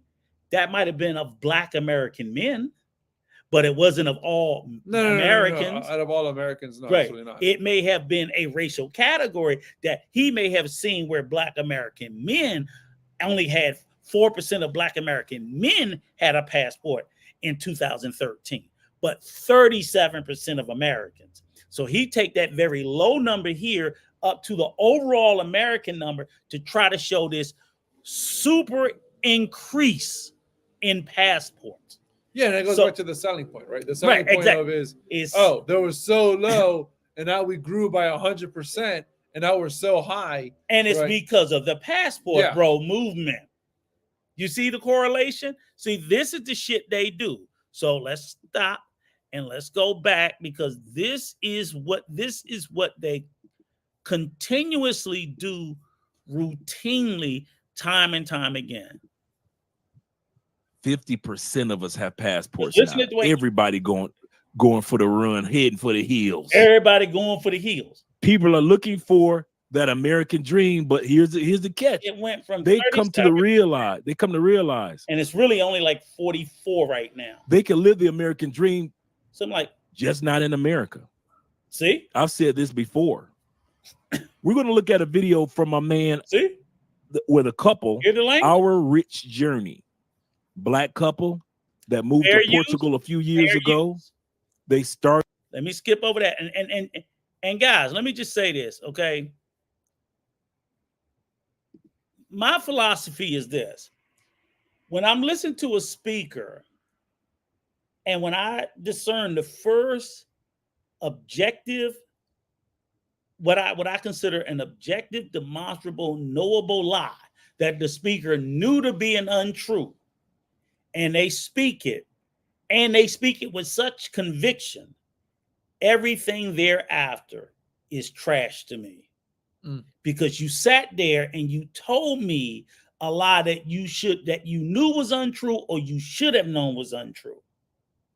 And you said it with conviction. I can no longer trust anything else that you say after. I'm fine with you, a mistake, a slip of the tongue, something of that nature. But this is something was objectively should have been known, you knew, or you should have known. Sure. And you speak it with conviction. Now you just a bullshit con artist. You know, and it's not going to be done because let's skip to the next. Let me skip over that. Oh, okay. So here's the magic part, right? I'm gonna go to the 11:35 mark, right? So and anybody that's a fan of his, I don't give a fuck. Call him, I don't care. So we go to the 11:35 mark. It's right here. I think that's where we're at. First one in the building, my man. Imam in the building. Imam says, he said, he said, no, we ain't coming back, and we ain't going, and we're gone for good. In the words of Omar, And you hear the way we are gone for good. And that's true, right? Like I said the other day, I was doing a consultation today, and me and a brother were talking about how there are people. There's that second word, that magical word, consultation. Okay, so now what are we talking about? He sells consultations. So he gets his subscribers to pay him $200-$300 for him to talk to you for an hour to tell you about Colombia. Mm. And of course, a lot of people go, oh, well, what's wrong with that? That's a good business deal. Blah, blah, blah, blah. But he's giving you free fucking information. He's giving you free information. First of all, he's already softened you up with a lie, and he's feeding into your preconceived biases. So you're willingly to be separated from your money with this rhetorical bullshit that he says. Because now he goes on to his remember, come overseas, America ain't shit, doom and gloom talk. Mm-hmm. Okay? People have been gone from the United States for 30 years, 25 years. I mean, they living their lives. They ain't missed a beat. All these people, they haven't missed a beat. And I'm going to tell you one thing. Since I've been gone for the last, I would say, let me see how I sound, actually. Give me a sec, because I'm trying to make sure the mic sounds clear. Since I've been gone for, you guys look at the optics, look at the cues. He got the little soft music playing. All this shit is subconscious and psychological on the viewer. This is what salesmen do. This is the music they play, the visuals. All of this to the con man has to gain your confidence. To gain your confidence is to get me to believe in his bullshit. The cadence of speech, the dress, the background, the music, all of that shit plays on psychological cues in your head to bait you in. Professional salespeople do this shit every day, but they're selling you a real product. This nigga selling you bullshit. Okay? I'm gonna let him soft stroke you a little more. For the last, I would say, 5-6 years. Yeah, it sounds good. All made up shit. I kid you not. I haven't missed a beat. Ooh. See what I'm saying? There are only things that you'll miss the United States is like I haven't had a chance to taste the Ciroc, lemonade Ciroc that's out there. So any guys coming to Colombia, if you think about bringing some lemonade Ciroc, appreciate you. So I shit on America over lemonade Ciroc. Well, I think that to me the false part that I'm seeing here is that he's making it sound like it's easy. Yes, and it's not. Thank you. It's not. Thank you. Right, living in any country, whether it's the United States, whether it's Colombia, whether it's Canada, it could be another first world country. You know what? It's it could not be. easy. I mean, me and my wife ended up in Belgium not too long ago, right? Mm-hmm. It's not easy. No. Right? You're not a tourist. No. You're living there now. Yes. You're an expat now. Yes. So now, if you don't have a job from a United States company or a European company that pays those kinds of dollars, yes, there is a struggle. A huge fucking and struggle. what he's not talking about, from what at least in the little that I've seen, I don't know really who he is, but the little that I've seen is there's a massive wealth disparity in these countries. And you're either very rich or very poor. And guess what? If you come from the United States, you're probably very rich. By their standards. Yeah, by their standards. Mm-hmm. Versus very poor.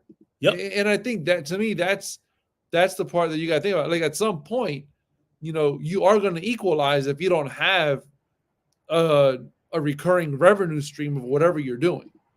Right. And again, like you said, he does it this way because he's trying to create this emotional bond with the listener. Oh, I used to be in America. Oh, I couldn't wait to get out of there. You know what I'm saying? So he says these things and does these things, and it's by design. It really is. So let me go to this part because I want you to hear. Let me just play it. It'll come up because it's the third. You know, one of you brothers brought down some grits. See? Appreciate you for the grits, brother. Ciroc liquor and grits. Okay. Some of you, you know, sometimes you miss a high school football game. You know, miss going to those. This is. But other than that, America speech. Main things in the United States, you won't miss. Fair use. You won't. I promise you will not miss. One of the things you won't miss is keeping up with the Joneses, bro. Oh, it's another good one. The amount of money that we spend.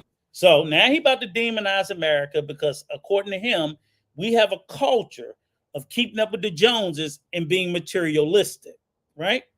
Listen to the way he explains it. In the United States, because my man got the 2013 Jordans on, and they just came out with the 2014s, and I'm about to get them. Man, when you live in other countries and you realize that you ain't got to have Jordans on to get the coochie, oh man. When you living in other countries and you don't necessarily need a car immediately, in the United States, you know you need a car immediately. No, okay. There you go. There you go. See. Ask anybody in New York if they have a car. And that's what you're saying. Did y'all hear that shit, right? Okay, so let's pull this apart. Let's pull a couple of things apart, right? And most of you guys know, right? He sit there and talk about like Americans are the only one that are materialistic. People in these countries, anybody will tell you in the DR for a motherfucker to be poor, everybody in that country running around with a new iPhone. They ain't got lights on. They ain't got hot water. May not got lights on. Might be pissing in the river, but they got a new fucking iPhone. Well, I think the thing that people need to take away from this is the fact that people are people. Yes. We are all humans. And they are just as equally as materialistic to the best of their ability. Yeah. So it's not like they don't have the same keeping up with the Jones mentality. I'm glad you caught the point about the car aspect because I was like, the number of cities in probably half of America, you don't have to have a car. No, I mean, do most Americans have cars? Sure, because we can afford it, the affordability. But New York City, Washington, D.C., Atlanta, right now, LA, Chicago, right? You don't need a fucking car. We have awesome mass transit options that rivals anybody's mass transit option in the world. Yeah. What the fuck is he talking about? No, let's be honest. I mean, if you're in any suburb of the United States, you need for example, if you're in a suburb or Florida, you're gonna need a car, right? And I ain't gonna say that you're gonna want one more so, but they have mass transit options, right? You know, I think the car part, you know, it's where do you live, right? There's a normalization of geography of where people live. And the reality is probably half of America's population lives in large urban centers. And when you live in large urban centers, they create mass transit because they don't want people to have cars. And we go and buy them any fucking way. But I don't need a car, but I want one. And I got several. But it doesn't require me to have a fucking car. Mm-hmm. So when he said that, again, to the average listener, they'll go, he's right. He's right. He's right. He's wrong as fuck. You know, if you're running a Cartagena, Barranquilla, you don't need a car. Absolutely. But guess what? Go to the mountains. You need a car. Exactly. Period. You need a car. Period. Or in one of those rural areas or wherever else, you need a fucking car. Same thing in America. This is what I'm saying. These are the keys and the cues. But again, you miss all the regurgitated bullshit because he has all these psychological cues playing. See? Not in other countries. You can sit back and wait 2, 3, 4, 5, 6 years. The public transportation is so enjoying and so laid back that I don't really need a car. We don't have public transportation here? We didn't think about a car one time when we were in Europe. Yeah, he says in America you have to have Catching the train from country to country was so much fun. Catching the train from one side of London to the other side of London. And then if we wanted to get a taxi, the taxis are Mercedes-Benz, Now, hold on a Lexuses. second. He said a very key thing here. Mhm. He said London, right. where Right. you don't need a car car, in London. and you have transportation. You don't need a car in Madrid, Spain. You know, You don't need a car in any of these major urban cities in these countries, nor do you need it in the United States. What the fuck is he talking about? He's lying. He said you must have a car no matter where you are in America. He's a fucking liar. I can tell you, And he's from America. He know that's a fucking lie. from a Latin American perspective, He know that's a fucking there lie. are many cities where you need cars. Right. He know that. And you know what? You don't just need a car. Mhm. You need a car to get you through massive tribulations of infrastructure. Right. Right. When I mean with tribulation, I'm talking about like we have dirt roads, we have sand roads, we have roads where Where the for river example, don't wash it out. In Guatemala, Mhm. you go down mountains, and then Mhm. down mountains, you get sometimes your brakes go. So when your brakes go, we actually have off ramps Mhm. on the mountain going up, Mhm. so that you don't die. Yeah. So there are You- you you- need a car, right. you need vehicles Or a if burro. you're not outside Right. of these A massive car or a burro. areas. Right. So, You know, so if you're again, in Guatemala City, yeah, you don't need a car. right. Thank you. But guess what? If you're in Pretend, you need Need a car. The fuck is he talking about? Thank you. And BMWs. Right. Man, listen. You talk about feeling like the president But you see how he in a taxi. engages you with the bullshit. Yeah. He does this Yeah. in all his streams. All of I it. can imagine what you can get with an Uber. And then at the same time, he be shitting on black women, talking like My point in saying this is I'm trying to encourage you guys that are on the fence about right? whether you want to still relocate outside the United States. I'm telling you, it's not.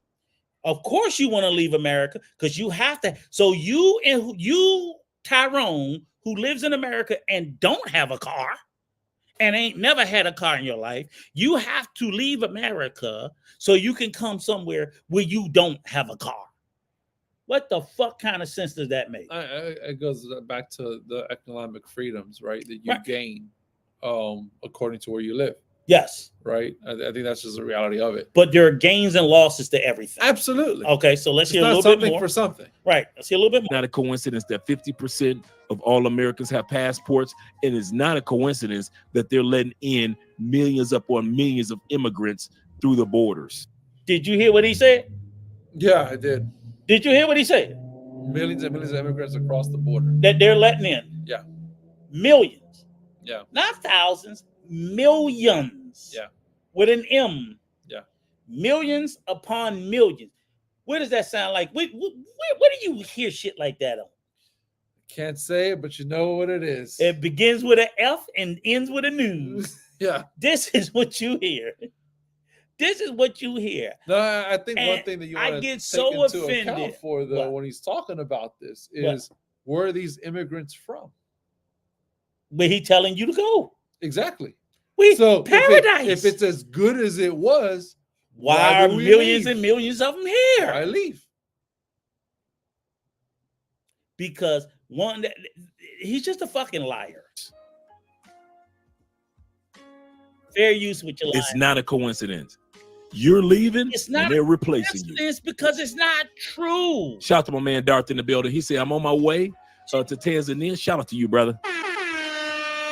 He said, this summer, baby. He said, not coming back except for work and make money. Get Cali, Colombia That's is part on my list. of his bullshit because, again, I got a couple of more to shit on, and then we're done. Let's see a minute. All right, At the end of the day, guys, I'm telling you, here we go. today was a very stressful day. Oh, this is good too. Like I said, the wire to the computer, the wire that connects the camera to the computer went out. I had some things I wanted to take care of. I didn't get a chance to take care of that. And at the end of the day, Bullshit out. even though today was a stressful day, it's nowhere near as stressful as it would have been in the United States. driving through traffic going home, driving through traffic going to work, dealing with the boss. Even though you're making good money, you're spending a lot of it. The average American is living from paycheck to paycheck. They've already put out the article that says over 61. Did we hear everything he just said? Yeah. You want to leave America because of all things traffic. Well, no, I mean, Traffic. I think it's not just the traffic side. Do you know what the traffic is like in some of those major fucking cities overseas? I can tell you, Santo Domingo will make you fucking blow your brains out. So I can say you will blow your fucking brains out and eat a fucking bullet in Santo Domingo traffic. It is fucking horrific. You have horrible drivers. There are no fucking lights. It is some of the worst. Overseas traffic in Vietnam, in Thailand, the traffic in those fucking countries are the worst in the fucking world because they have zero to no fucking traffic enforcement or regulation. Are you kidding me? Take the traffic out, right? Traffic is, to me, nominal compared to the other part of it. Paycheck to paycheck. I'm glad you heard right. that. Yes. To me, traffic sucks everywhere. Give me your paycheck to paycheck. But paycheck to paycheck, that is not a United States thing. That is a world thing. These motherfuckers don't even have a paycheck to paycheck, and some people live quarter to quarter. Right, or either whatever they can get, or either paycheck to. There's no more paychecks. That's it. Guess what? That was the last one. We got to figure it out. Yeah, that was the last one. And that the one thing that I think that, from a Latin perspective at least, and to an extent even an African perspective, from a white perspective, is, these problems exist very much so. Yes. In every country, in every country there is in the world. And the problem because we live in a bartering system. Right. And our bartering system now is not fur coats or meat or grains. It's money. Right? Yes. That's the money is the bartering system, which means paycheck to paycheck. But you know what the problem is for me is when they speak as if when you go overseas, you're in a bubble, right? So you, Mario, you go to say Guatemala, and it's just you and your own little bubble. But you got money on that, yeah. But you're not in a bubble. You still have to interact with the rest of that country, and the rest of that country, or the overwhelming majority of that country, may be living in abject fucking poverty. Or the majority of the country. Right. I mean, so they're living in poverty, but you have means. You can't move to these countries and separate yourself from these countries or these countries' economy as long as you're in there. You are a part of the income inequality. You are a part of it, right? So, and you can decide to do good, right, with the money you have to help in the disparity. And my thing is, I'm not even saying whether or not you try to do good or bad. It's the fact that income inequality even affects you because goods and services that you become accustomed to, you no longer can be accustomed to because the people that's there, that you're no longer dealing with people in the workspace who make an affordable living or a semi-affordable living or semi-decent health care. You're working with fucking people who are extremely poor, extremely uneducated, in desperate situations. And you're sitting there wondering, well, why can't I get this? Why can't I get that? Because you're in a broken fucking system. Yeah. You chose to come into a broken system because you wanted to exploit your American dollars to leverage over this poor system. I think it's exploit, right? I think I'll give a good example. So you wanted to leverage your American dollars. But what I'm saying is how can you do so with an absence of thought of all these other things? Or why would he be sitting here telling young men that you're going to be the fat cat, which you will be. You're going to be a fat cat, but you're going to be the fat cat in a fucking horrible ecosystem because the ecosystem of equality outside of you is abysmal. It's abysmal. You're here, and everybody else in your circle, unless you bring an entire community with you, will be significantly economically fucking not oppressed by you, but disadvantaged by you. You're there $50,000 a year there might as well be $500,000 a year here. I In mean, income. I think there's a lot of different ways to look at it, right? I think that there's a lot of individualism that occurs, right? And I think that's one of the aspects that people got to think about, right, from that individual perspective. I think the other side of that is that, yeah, I mean, unless you bring something, right, into the broader community, you know, great, so you can live this incredible life, but what are you really doing outside of that? Right? I mean, what are you really giving to the society that you're around? Right? How are you really providing or helping within that society? Right? Because to me, you know, coming from a Latin country, it's, you're just exploiting us. You're exploiting our system. Period. Yes. Yeah. Right? You're exploiting our system. Period. You know, so how can it not be that? Right. So I just think, like I said, it's a narrative of or the things that he chose to cite as examples of why you should want to why these countries are better than the U.S. is laughable at best, because he cited traffic. No, and I'm like, traffic? Yeah, traffic? I tell traffic. You know, I tell my family, you know, all the time, there are a lot of incredible countries in this world. United States is an incredible country, right? Guatemala is an incredible country. You know, I've been all over Europe. That's a lot of incredible countries, right? Ecuador is an incredible country, right? Honduras is an incredible country. But it's all a matter of what fits you and your family, period. And understanding that when you go to whatever country you go to, regardless of where you're from of origin, that you are now being integrated, assimilated into that country. Right. Period. Exactly. Right. Like us as Americans, and I've seen this multiple times, you know, outside of this country, is we are not great at assimilation. We're just not. You mean into other countries? Into other countries. Yes. We're not great at that. But we're great at allowing others to assimilate into us. Yeah. We're great at having, but we're great at allowing others to assimilate into America. Yes. But as an American, we do not assimilate very well into other countries at all. I would say that writ large. And to be honest, when I hear things like this from you know, I this is the first time I've heard this individual speak, you know, but when I hear things like this is why we are not good at assimilating to other countries, because they're setting a precedent that doesn't exist. And it's very surface level, very superficial, very juvenile way of thinking. Oh yeah, 100%. To tell people that, you know, oh, this, and you hear, like I said, you hear all of these keywords to try to elicit an emotional response from the listener. Yeah. So I just find it problematic. I don't care. I think he's a fucking idiot. But okay, I'm gonna stop sharing that for a moment, and we're gonna quickly jump over to this other video that I also found widely close this. Idiotic. I think it's not that one.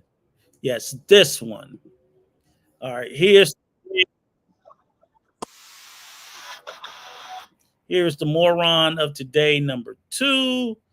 Hey, how you doing, Nat? I see you just typing your little heart out. I'm gonna drop the link for you in a minute, and you know what? I'm gonna save you all that typing. You can come up here and you can talk. I'm gonna let you talk if you got the courage to do it. We'll see. I doubt it, but we'll see. Okay, so it is this. Let me go up to here again. Fair use. So to anybody that's in love with El Guapo,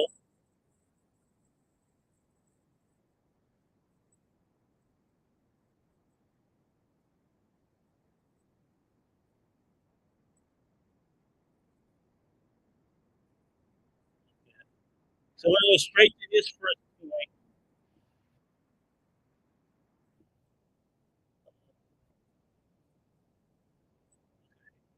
Here comes his first moronic point. Fair use. Now he's from Baltimore. Right. Here you go.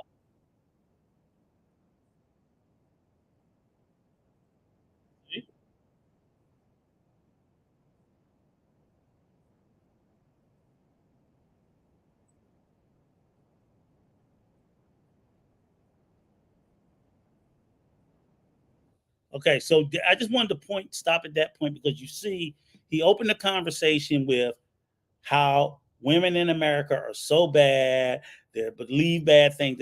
I call this softening the sucker.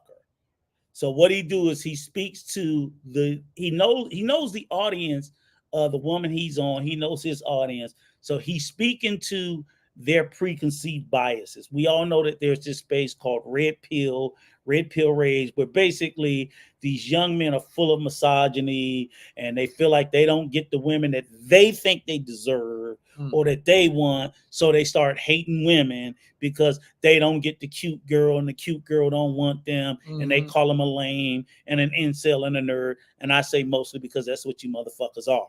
But nonetheless, he knows that about that audience. So he says these things. It's not you, it's them. And he speaks to their preconceived biases about, I wrote this because, and I guarantee you, his daughters probably are just as, they're up in Baltimore, them bitches is feminists. I ain't no Baltimore sister up here buying this bullshit that he's on. I refuse to believe it. Not no black woman in Baltimore. You kiss my ass with it. I don't believe it. Baltimore is a real goddamn rough city. Yeah. So if he wants y'all to believe this, that he got these old docile, okay. They're all strong in Baltimore. Miss me with that bullshit. They're all strong in Baltimore, no matter what you are. Yeah, exactly. So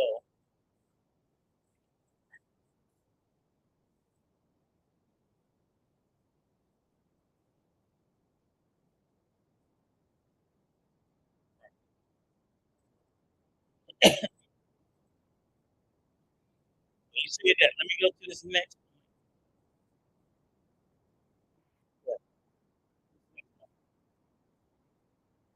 There you go.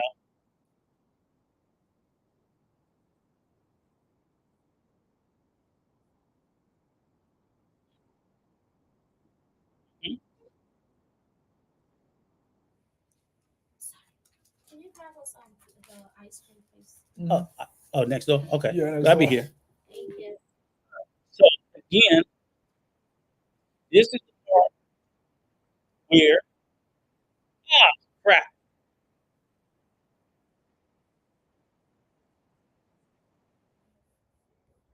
Why didn't y'all tell me I wasn't sharing? This is horrible.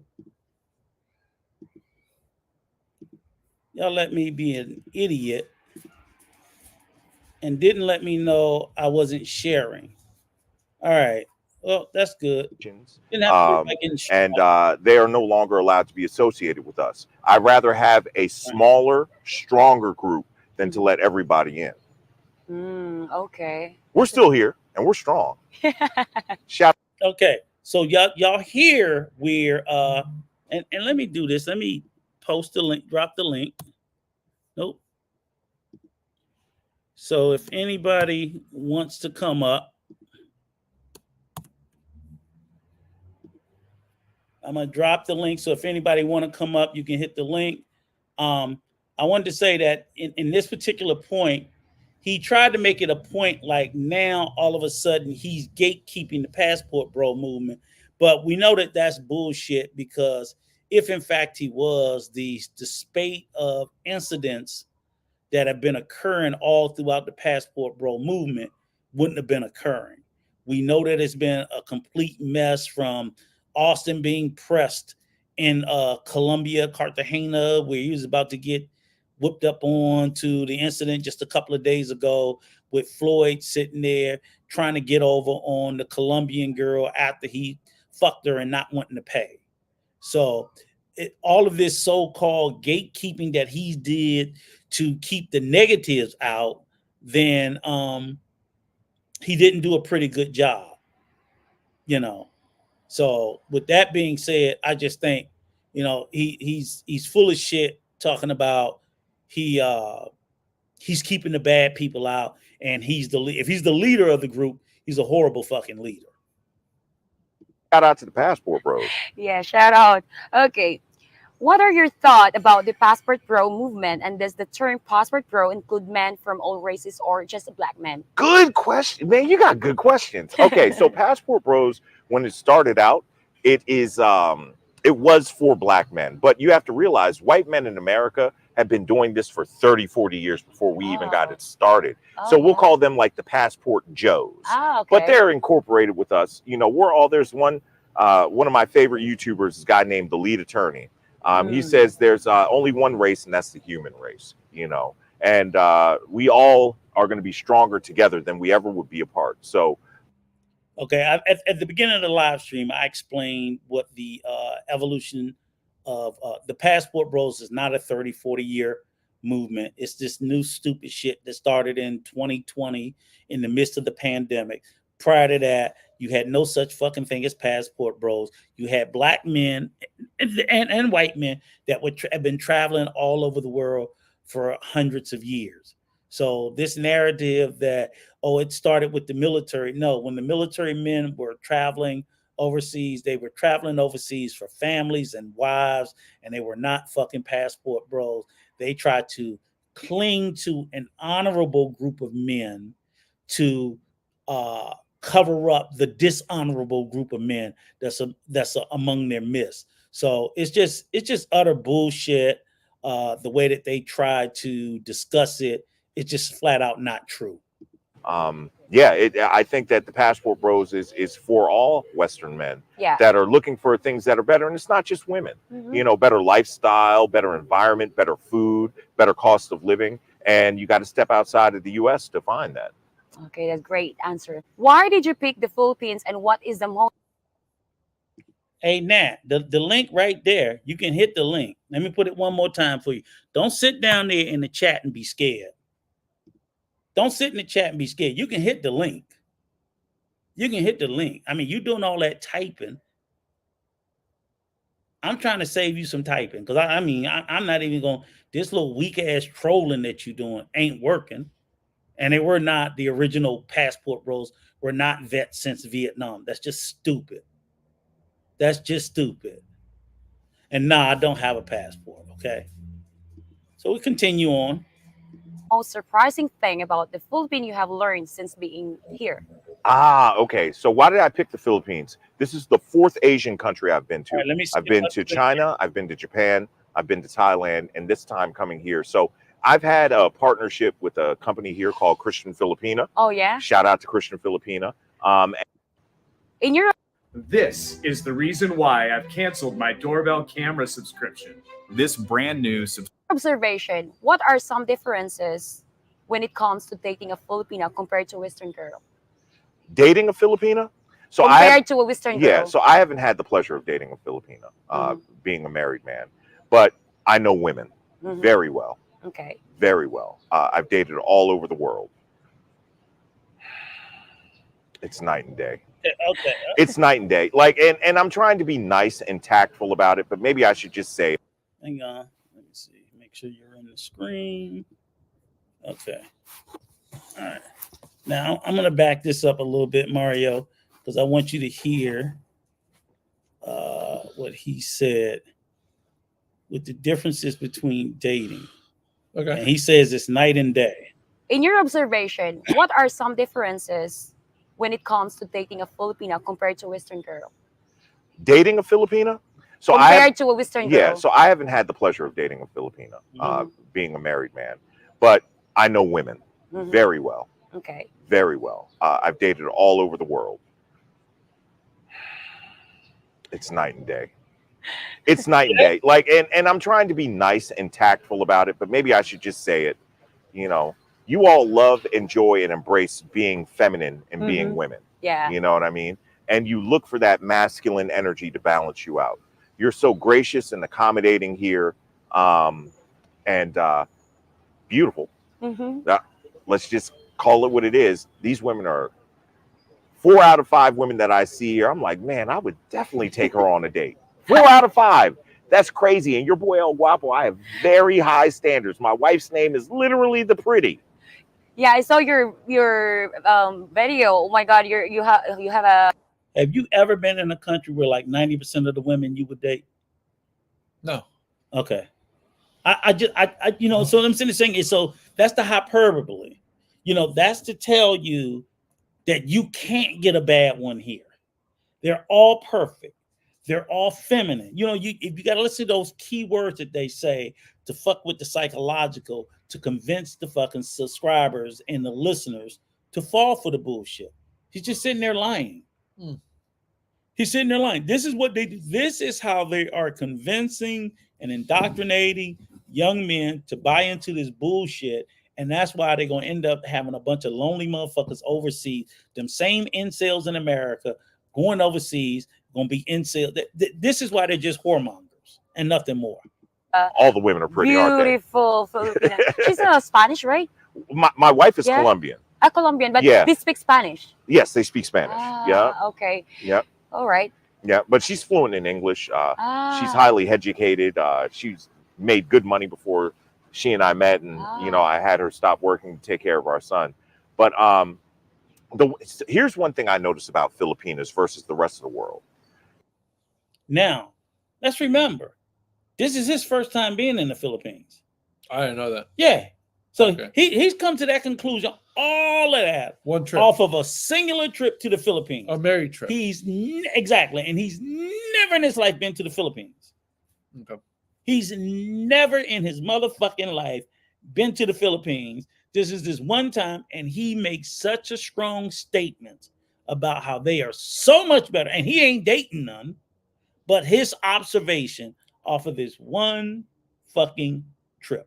And let's be honest, I mean, again, right? I think it goes back to a woman is a woman regardless of where you are. Thank you. But Period. to him, no, Right. just because he Period. wants to shit on the Americans and try to fetishize other women, this is the shit he talks. A lot of girls in other countries, and not bashing any other countries, they like Yeah. to go out and party and date and stuff like that. Mhm. You all are looking for serious relationships here.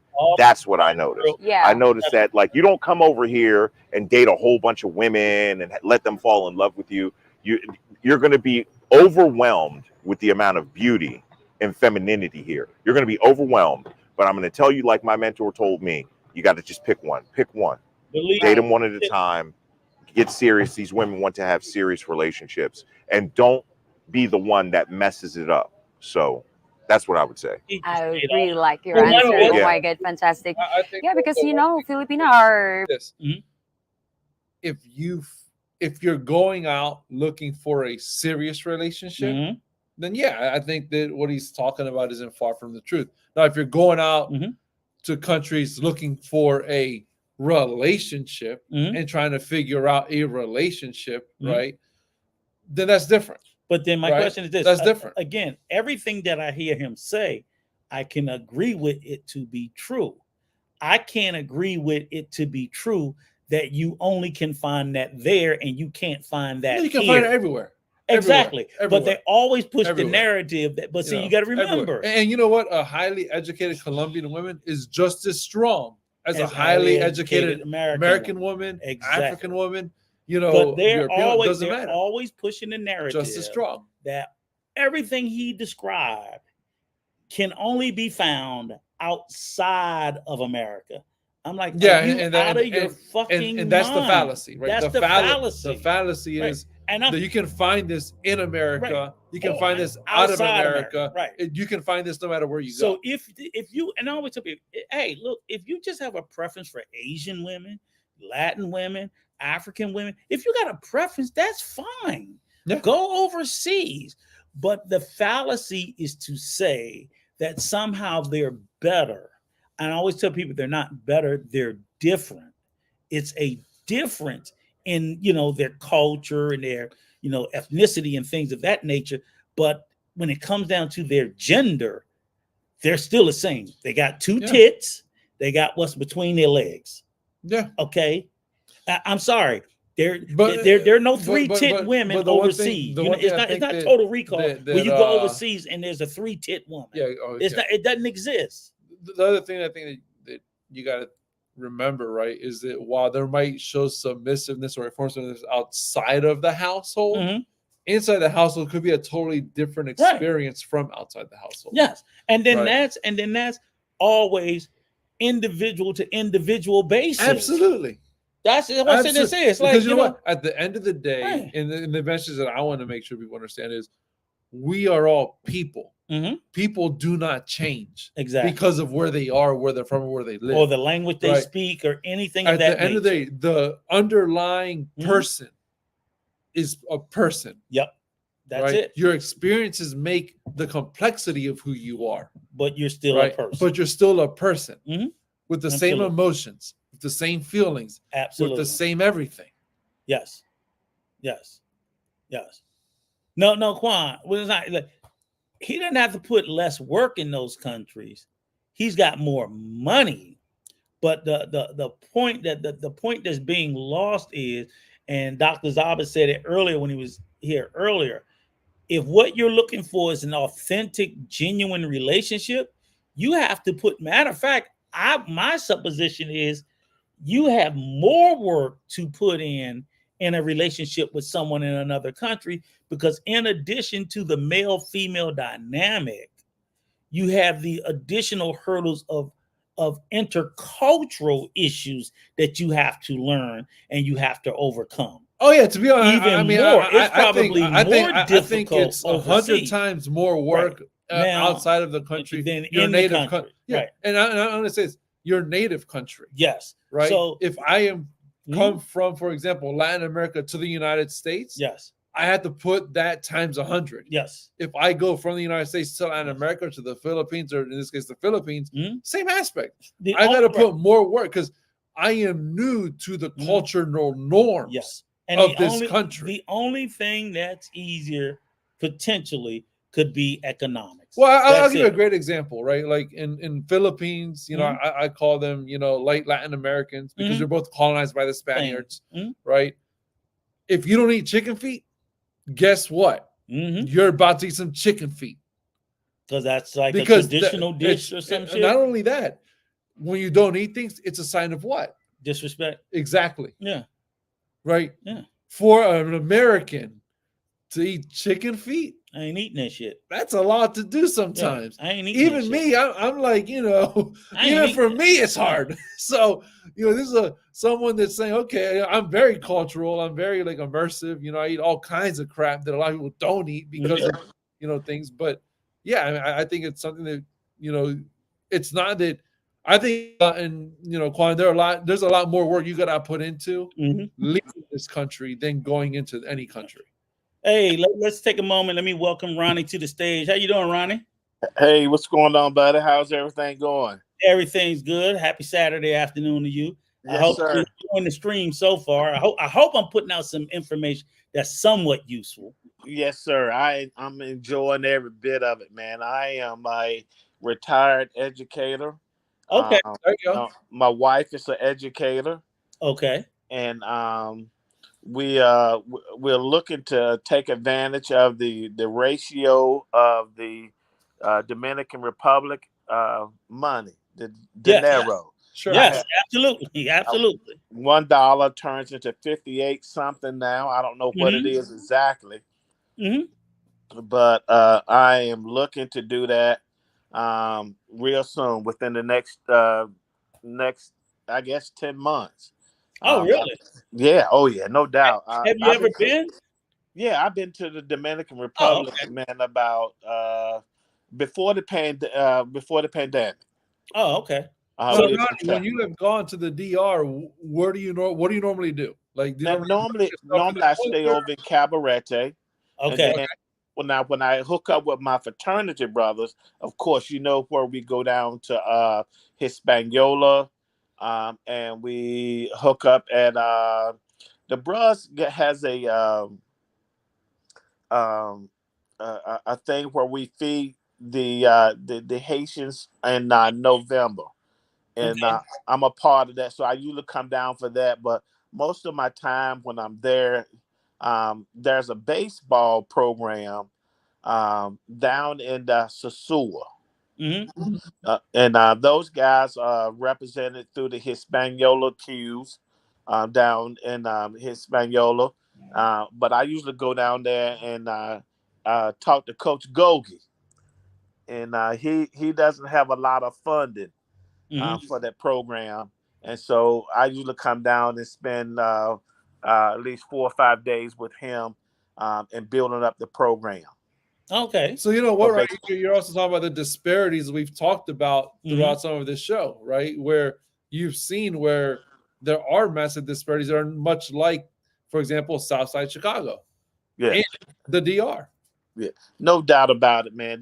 Those guys down there, they work hard, and a lot of time, Coach Gogi, he's wound up spending his money out his pocket to make sure that the kids have juice, sodas, Gatorade, even baseballs. Man, they don't, they just to live baseball because they're connected to a school. So a lot of the baseballs are fouled and knocked over the fence. So now you're out of 5 baseballs per game.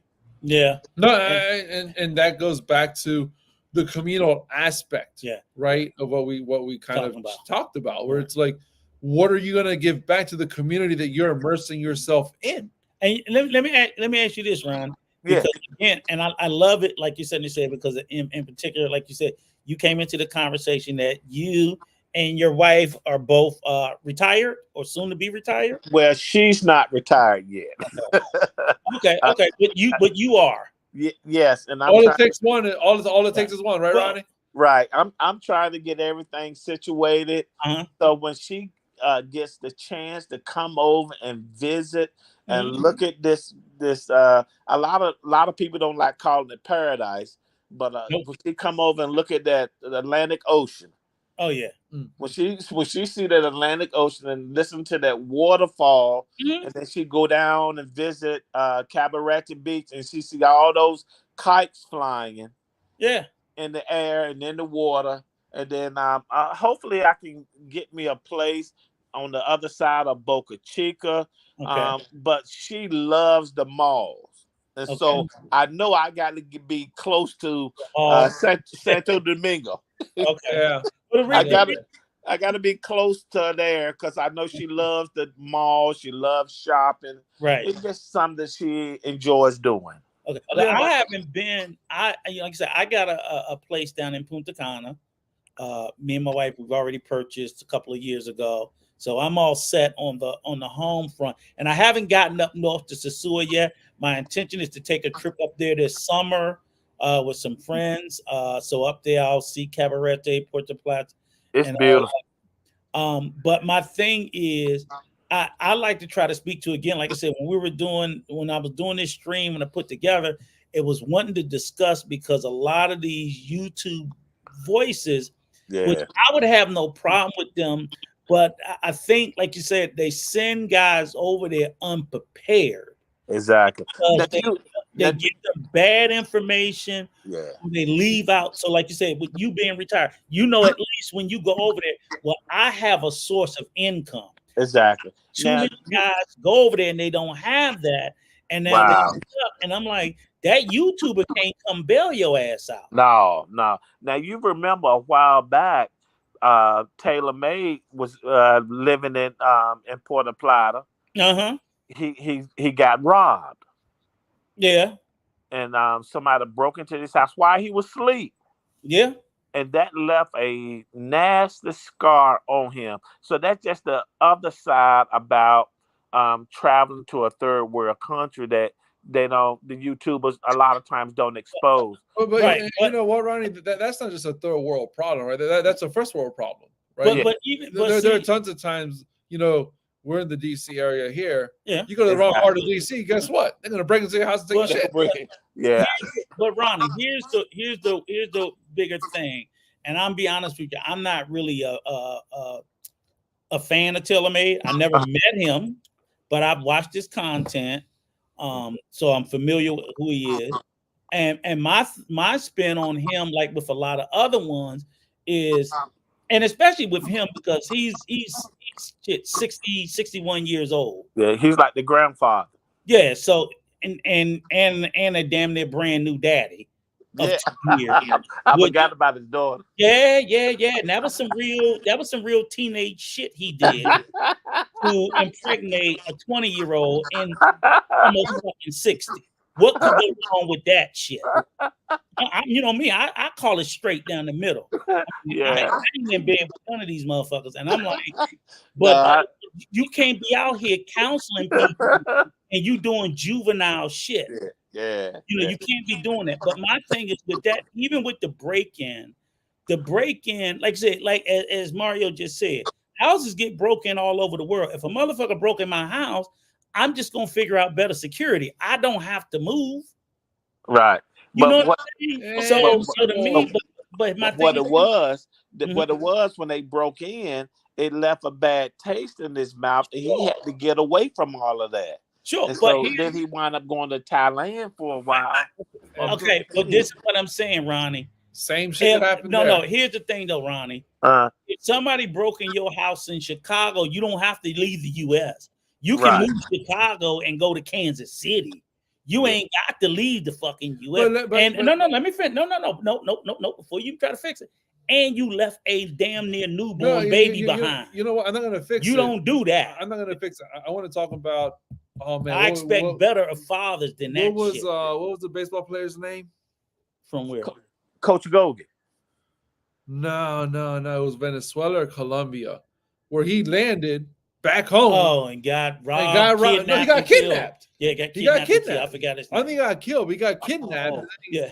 But some happened like that to Dave Ortiz too. Yeah. He got shot. That's my point. The rumor said that he was messing around with somebody else's girl, right? And that's the reason they shot him. But you know what? My point in saying that is that this is not a problem with the DR or no Latin American country, right? This is again, we are all humans, right? We are all looking for something in the best interest of whatever we're let me trying tell you. I think he took it personal. But but you know what though? He took it personal because he's probably trying to promote in his certain way. I don't know. Let me put this out though, Ronnie. Okay, go ahead. Here's part of the problem, and I say not just him, but a whole lot of these motherfuckers, right? And I even you know Coach John with this channel, right? Right. I love him. Yeah, that's my brother, right? But yeah, I on his ass all the time, sitting here telling people, "Oh, I stay among the Dominicans," and I tell them all the time, "You better stop telling people that shit. Stop telling that shit." Because what happens is, this is the problem: is you ain't Dominican, right? Right.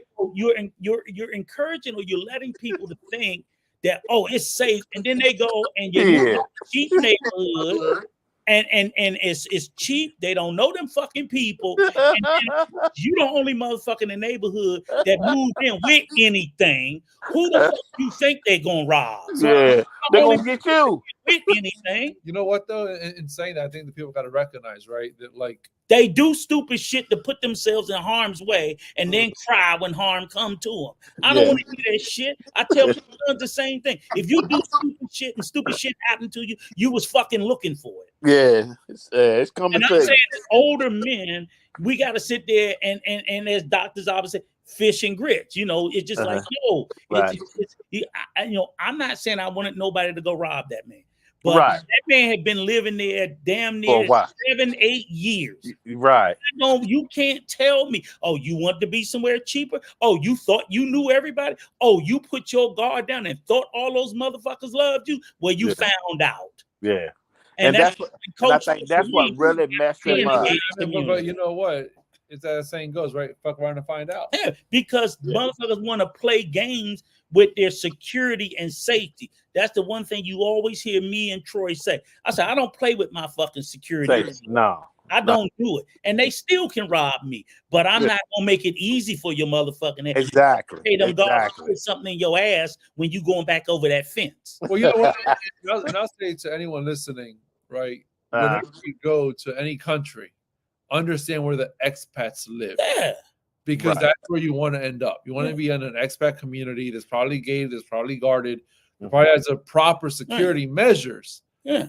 So not necessarily stop all of this, right? But at least mitigate or contain it to an extent. Exactly. So that's what I'm looking to do, man. Within the next 10 or 11 months, I've been coming over to the DR, and Coach Gogan and I have a nice relationship, and they also the bros over there.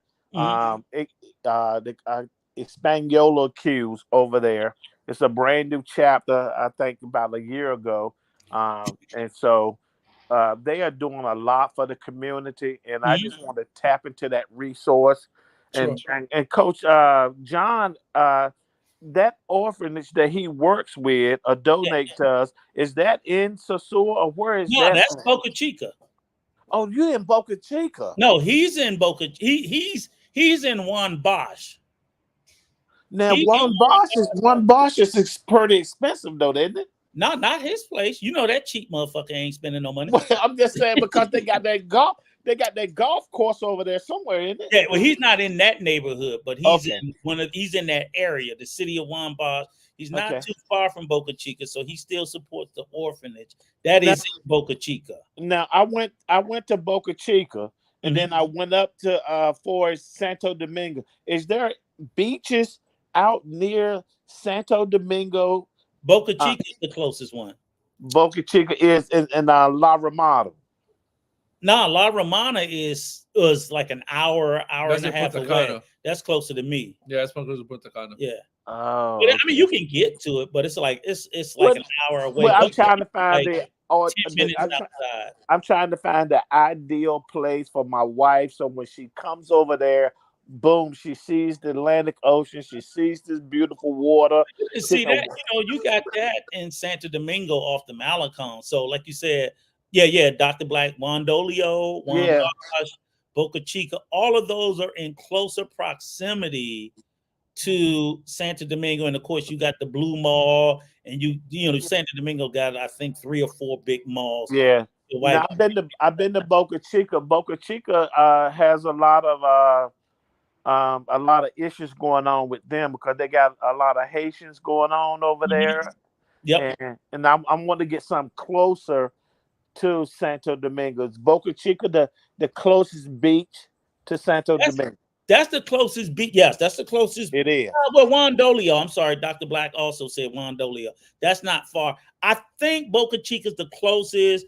I don't think Wandolio is that much further away. And Wandolio is probably be a better area, a little bit more upscale than Boca Chica, more expat, more safe. And again, like I said, I say for as much as what your money will do. Oh shit, he dropped off.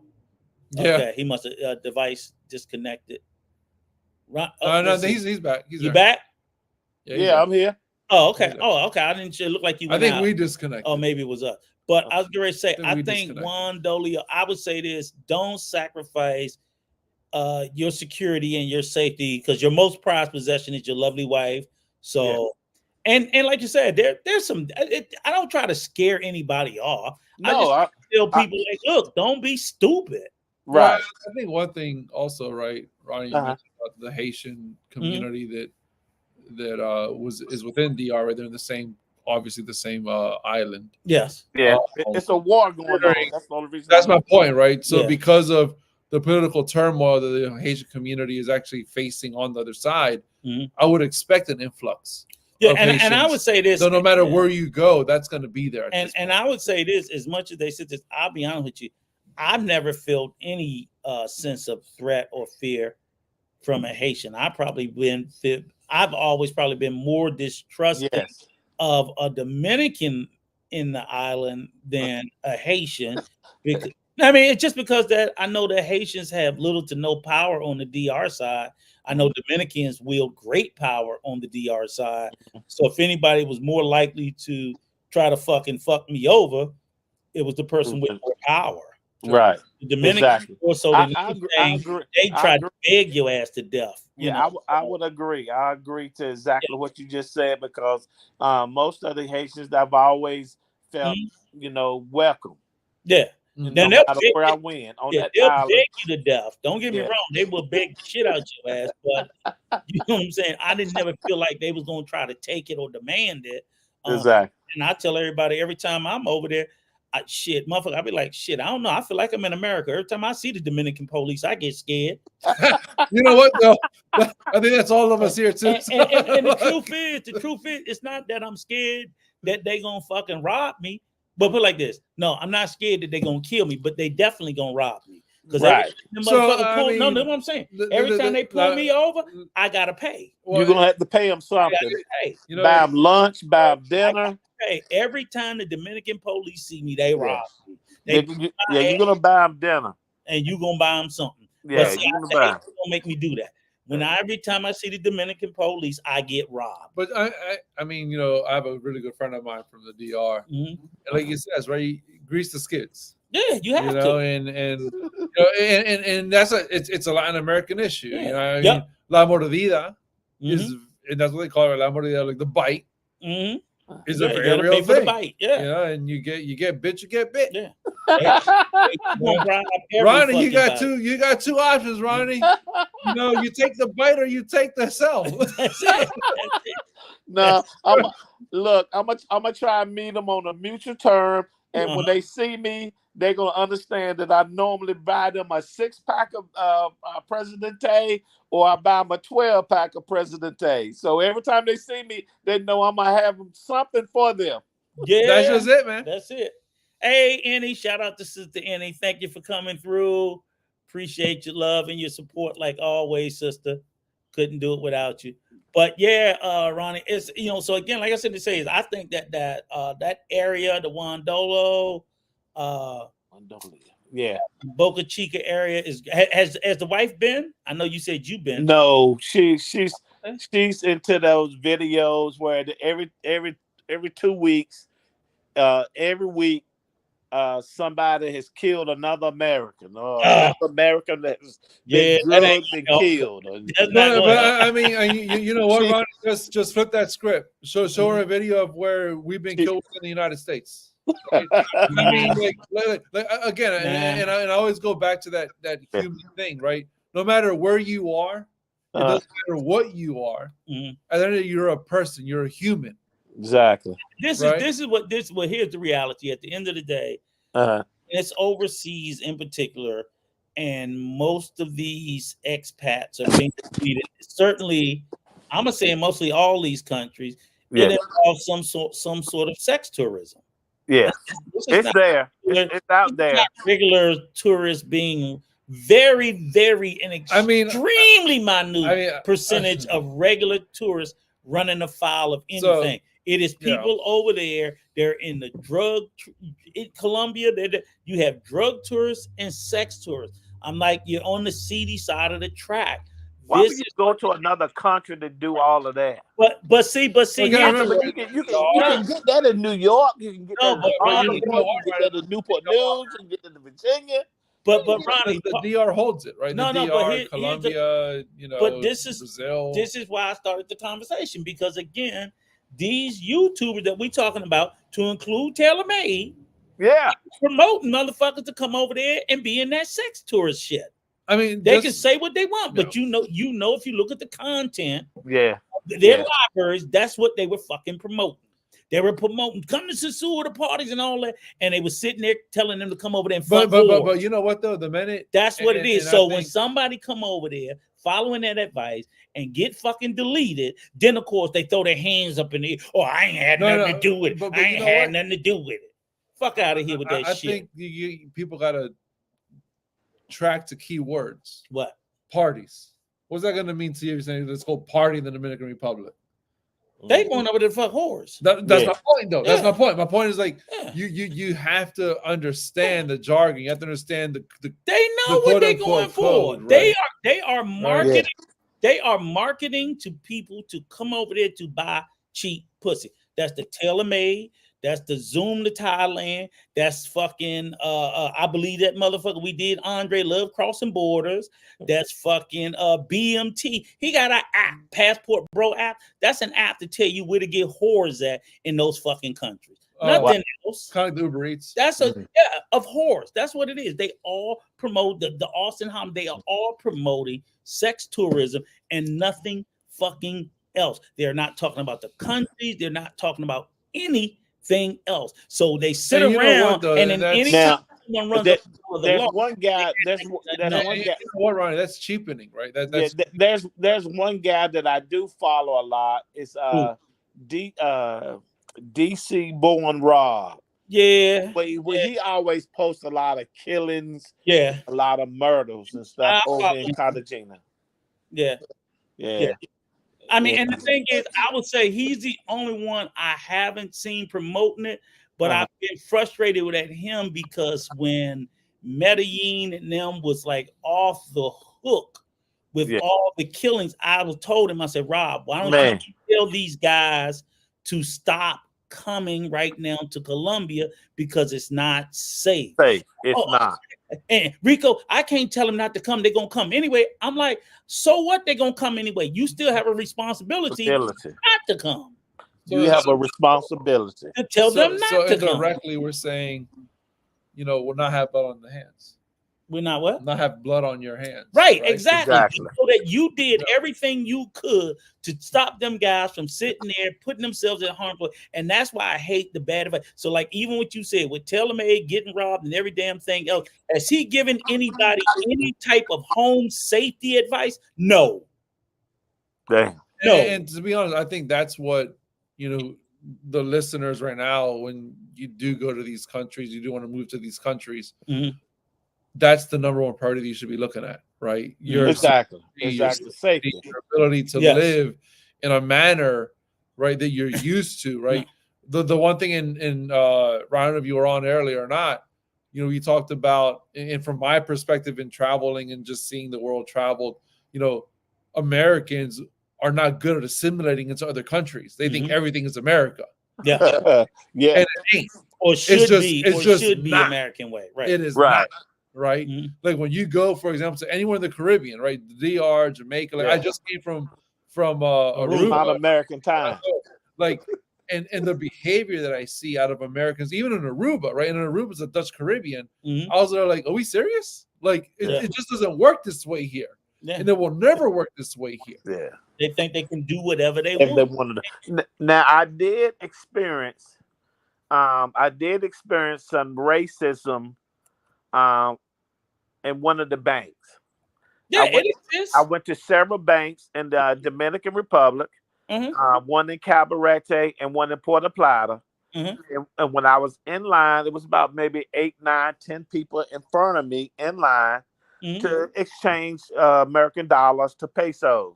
And of course, a European, he may have been Canadian, I don't know, but he was white to me. And they just ushered him from the front door all the way in front of us to get in line. And I was like, man, I said, damn, did I see that right? You know what, Ronnie? Again, Ronnie, I don't know if you were on, but we had a comment earlier talking about colorism, about racism, and me talking about how the U.S. we've had our issues, right? If you look at our history, we have really desegregated. From my perspective, minimum like 20, 25 years, right? Out of the 200 years of existence, right?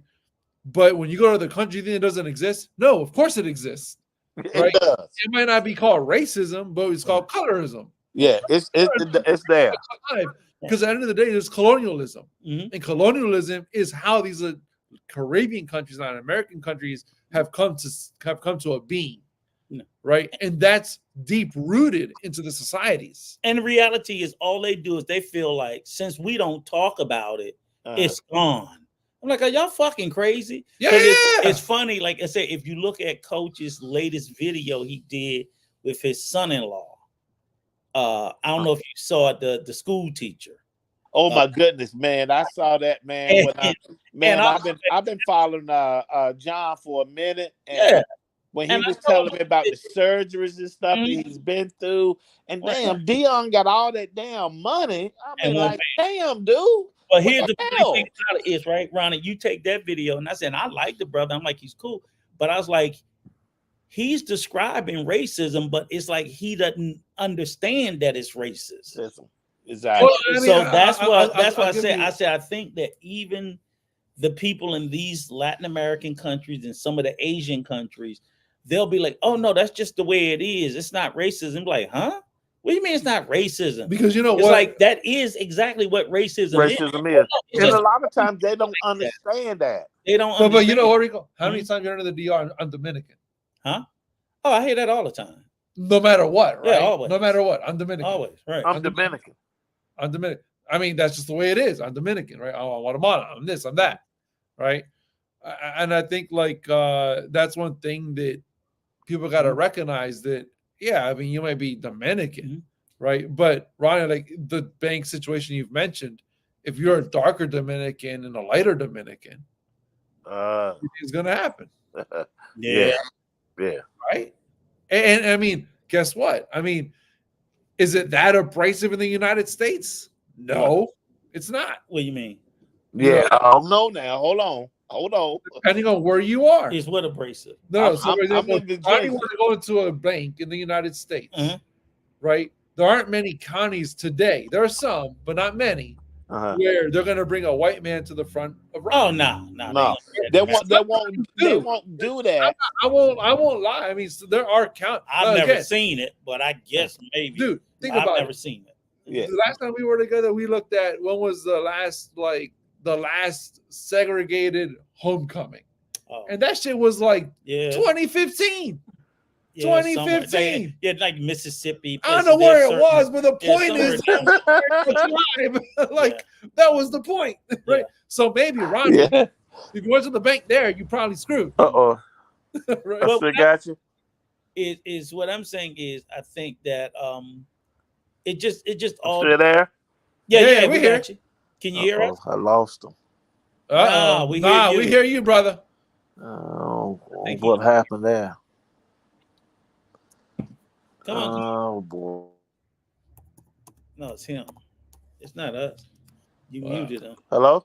Yeah, we hear you. Hmm. He don't Can't hear hear us. him. It's not us. It's him. It's I on his know. end. He'll come back. He may come back. Oh, I don't even think he paying. I'm not there.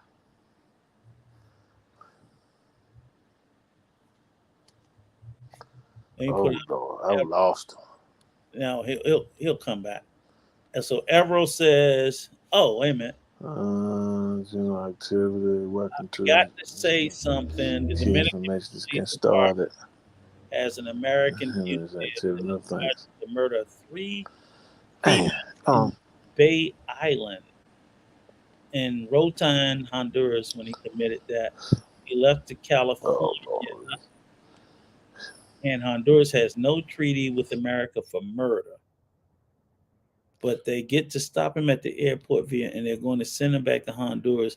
Okay, so what did they catch? Oh, so they caught him in the DR. What DR caught what him. Evero's Okay, that's talking good. about really is Uh-huh. the relationship between, right? And I think this is important, Evro, for whoever's listening to understand is that there's a relationship between countries. Yes. Right? Mhm. Through treaties, through Mhm. agreements, right? And according to those agreements and treaties is according to how the law is upheld. Right. Right? In this Mm-hmm. case, right, where here you're talking about the California, Well, right, actually, versus no, the I think airport. he's from. No. So he's a He left to go to California, but got stopped. yeah, he got stopped Right. in But I the think airport. I think right? Evero, tell me if we're wrong. It's an American that killed 3 females in Honduras. Yes, but Interpol is the one that did it. That caught him in the Dominican Republic. Well, from what I understand, Interpol caught him in an airport. I don't know what airport, right? Well, he's with the Dominican. He's because he's talking about an airport to California, right? So I but don't know if he ever says made it onto the land or Dominican not. Police Department has him, so he's got to be in the DR. Oh, okay, yeah. So, So he's he in probably the DR went then, yeah. from Honduras to the DR and was on his way to California, but got caught in the DR. So Evero, Before he got to Evero, let's America. let's And clear what it he's up saying on is what this is. Honduran. It's a good thing they caught him, because if he made it to America, they wouldn't have sent him back to Honduras Because of the treaty. because of the treaty. No, I can But the see that. DR won't. The Honduras and the DR has an extradition treaty, so they're going to send him from the DR back to Honduras. See, he never made it to America. Yeah. And that's a good thing. All right, cool. So I want to do a couple of other things real quick. Oh, I wanted to do this couple of shorts, and then we'll be out of here, that I did think was pretty interesting. Because I wanted to speak to, so people can see some of the continuous stupidity of what was the first short of how these passport bros think, right? Oh, dating abroad is cheaper. Okay, because this is what I want. We're gonna play this. I want you to hear it, and then I want you to tell me how much of his shit you agree with. Oh, here we go.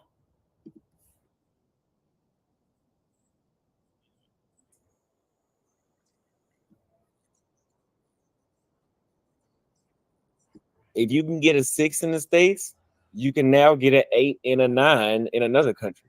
That's the cheat code. It's a cheat code, not a miracle. If you are a guy that can get 0 action in the States, you will have a horrible time abroad. Like, you will get no action, or you might get the lowest quality that you can. If you can get a 6 in the States. I think Ronnie's back. Man, back with us, Ronnie? Yeah, sorry about that, guys. Oh. I was trying to get in, but I must have hit the wrong button.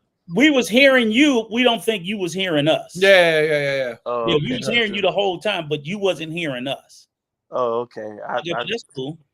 So let me say this. So I said a couple of shits and damn. So sorry about that. Oh, my mouth was clean tonight, so we good. So he said, Edward said he's an American.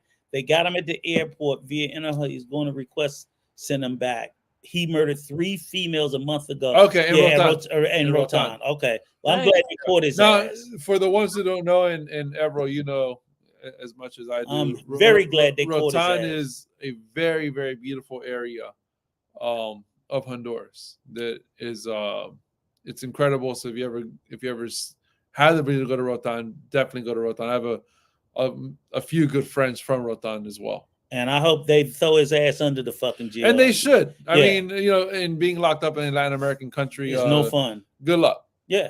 Good luck. But his ass deserve it for killing those 3 women. So I think less. You know, I don't give a damn who he is. But what we're sharing here is I want you to hear this, Ronnie, and tell me what you think. Okay. This is young Austin Holloman.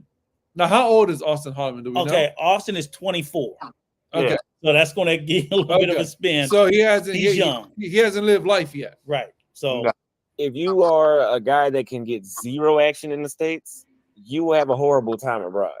Like, you will get no action, or you might get the lowest quality that you can. If you can get a 6 in the States, you can now get an 8 and a 9 in another country. That's the cheat code. It's a cheat code, not a miracle. If you are a guy that can get 0 action in the States, you will have a horrible time abroad. Like, you will get no action, or you might get the lowest quality that you can. If you can get a 6 in the States, you can now get an 8 and a 9 in another country. That's the cheat code. It's a cheat code, not a miracle. Okay. So what do you guys think he's trying to say with that?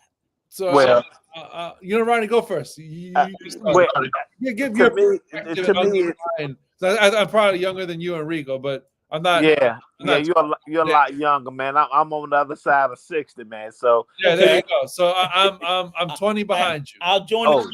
I'll join the club this August, Ronnie. I'm 20 in front of him, but 20 behind you. I'm in the middle. I'm a hard middle. Yeah, he's talking about trying to date or have sex with women that is if you're in the United States and you can't pick nobody, you can't get nobody. If you can get a 6 in the United States or a 5 in the United States, man, you can come over here and get an 8 or a 9 in Thailand. Mm-hmm. And you know what? Why? Because you're going to pay for those services. There you go. If you pay for those services, you can get those services. You know what, Ronnie? Not only pay for their services, right? Their potential ultimate goal is to end up with your services where? In their account. They want you to drain. Their job is to drain your account. I'm going to get what I can get from you. I'm going to get what I can get so to take care of my family. I'm going to get from you. I'm going to get from you. I'm going to get from you. I'm going to get from you. I mean, there's sex tourism, but guess what? that can easily turn into marriage tourism for the right party. And a lot of, like you said earlier, a lot of Europeans been doing this 25, 30 years before the initial terminology of the passport bros. They've been doing it, and they still married 25 and 30-year-old, 18, 22-year-old girls, and they still doing it. European, Canadians, and all of that. But here's the thing, right, that I hear that's left out of the conversation. Okay. What he says is, so I'm like, so if you're in America and you can only get a 6, that's what you qualify for. Yeah, you ain't no That's it, right? prince. So, but see, what why you think you're gonna get a? Why you think you're gonna get a J-Lo, man? Right, or Beyonce? But let me baseline something, right? Because I mean, it speaks to them believing that they deserve more than what they deserve. I'm a Latin guy. Okay. I'm a Latin guy. Okay. And I can tell you when I was a kid, a lot of my cousins are J-Los. Okay. Right? I believe it. A lot of my friends that I grew up with are J-Los. Okay. Right? Or whoever you think is an incredible Latin Beautiful girl. woman. Right? Latin woman, yes. So my point is that within our own culture, that's a norm. But everybody wouldn't get them. That's the whole point. And I agree. Because I see within your culture, a whole lot of them ain't with 5s and 6s. Well, depending on where you're it's from. A boatload of 5s and 6 women in your culture that got husbands. Yeah. So that means all those Latin men you know what? ain't getting so what I'm J-Lo. hearing is the 5 and 6s are 9s over here. No, hell no, Mario. Hell no. They 8, 9s. I'm telling you now. Let me tell you this, Ronnie. I know the community well. They got the same obesity issues that we got. Yeah, I mean, there's certain countries that for sure. Yes, I mean, full of fat motherfuckers. So I'm like, no. There's a lot of obese over there. Yes. But Even I'll say this, no, hold on. And he know in the DR, there's a whole bunch of fat motherfuckers over there. And they be sitting there. I'm like, you know how many? I'm like, damn mother, they got just as many fat motherfuckers over there as we can. Go ahead, man. Stop talking like that, man. Stop talking like that. It's the truth, though. And I said, what they do is, this is what they do. They cherry pick what they want you to see. So they go through and they gonna show you. I'm like, yeah, okay, she's an 8, 9, she's an 8, 9, she's 8. But I seen a whole bunch of 2s going around. But I'll say this: the clip we just saw, and they want to act like they don't have them. I'm like, that's bullshit. They got them. Is the fallacy, right? What a woman should look like to someone. Yeah. But my thing is, and I think like when you try to portray to someone that's going through a struggle, yes, this message is horrible. It's the wrong message. Just saying, right? Exactly. Because you know what? At the end of the day, what you're saying is, if you come over here, you can be Captain Save-A-Ho, right? And then come with something, and that ain't and Ronnie. Rico, that ain't the issue here. No, but this is what you telling them. You sitting there telling them that even though you only qualify for 4s, you can go overseas and get 8s and 9s. And my thing is, it's like, no, you're going over there getting 8s and 9s as long as your money pays for it. As long as your money runs out, when your money runs out, because like they go talk about it. Well, I the J-Los. Okay, but them J-Los ain't staying with your 4 ass. Unless you have what Quan said, personality. There ain't that much personality in the world. Ain't that much personality. No, it's about the dinero. They don't give a fuck about no personality. No, it's that dinero. That personality better be the personality of a Mercedes, a BMW, a $1 million house. That's what your personality better be. He got $1 million personality and $1 million to go with it. I'm just saying. But just personality, get the fuck out of here. Some of the biggest gold diggers in the world, Mario. You know what? Okay. But guess what? Guys, guys like this guy sell that. Sure, but that's what I'm sitting there saying. It's still and if you're listening, you're thinking that this is that. But what I'm saying is not. Exactly. No. And that's what I'm saying. So it's there. It's prevalent. You can see it. If you ever go to the country and you go to different parts of the country and parts of the island, you will see that it is prevalent that there's, you know, a lot of, you know, women that are in certain situations that will accommodate you for the right price. Amount of money. And you could be 70 years old, fat, bald headed, and weigh about 300 pounds. And you get your little 25-year-old. Well, that's what we was talking about earlier. Right. We all have our issues. And they ain't got We all have our, right. Ronnie, don't blame us, all right? Look, Hey, go ahead, man. I want y'all to hear this one, right? Because this is 20, right? ¿Dónde es el puerto de comida? Es no inglés, es español. Es español. Comida no inglés. Comida en inglés is food. ¿Dónde es comida? Es Comida. Sí, centro de comida. Segundo piso. Oh, okay. Sí, gracias, gracias.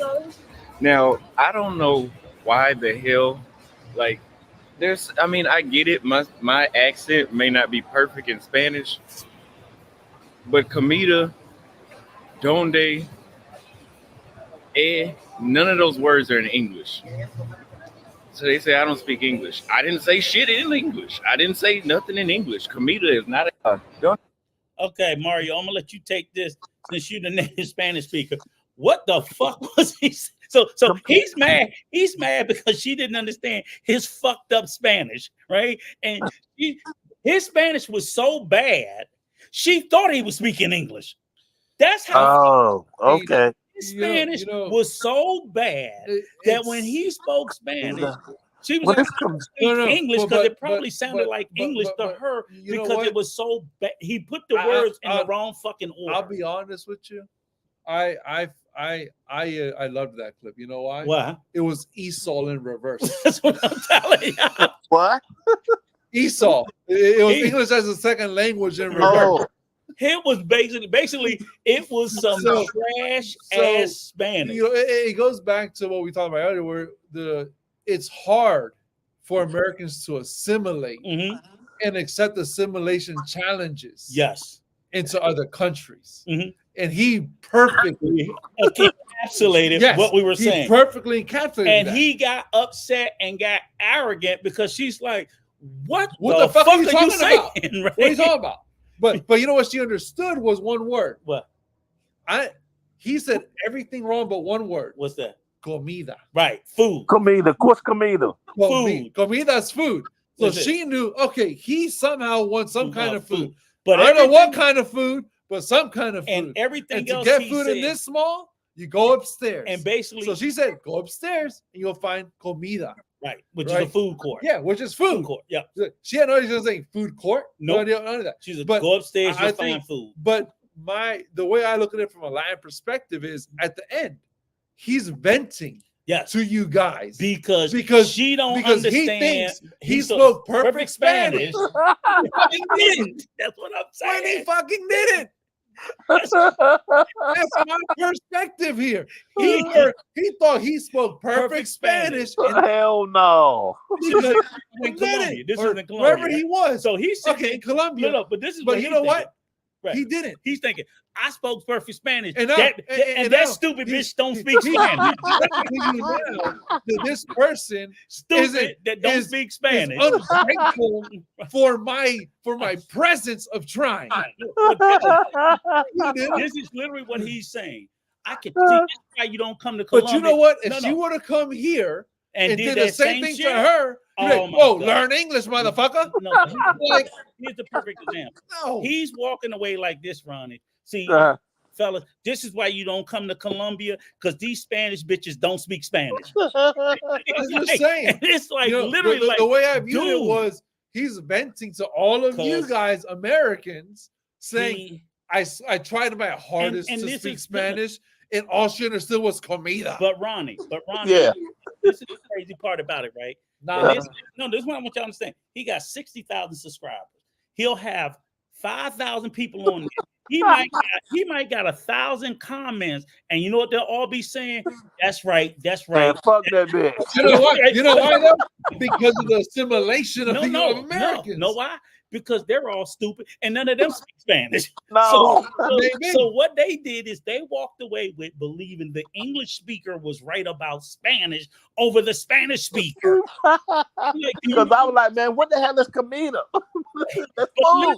Ron, you don't go to the jar. You better learn, brother. Hey, dude, and look, I'm taking a online class, and I'm trying to pick up certain terms, you know, and I'm not necessarily trying to have a conversation, but I want to be able to understand help, you know, theft, you know, what is it? What they call ask for a bill, presidente. You know, just you know what? The basic language. I'll give you a better one, right? Just say cerveza. Cerveza. That's all it. beers. Yeah, cerveza No matter beer. what. Yeah.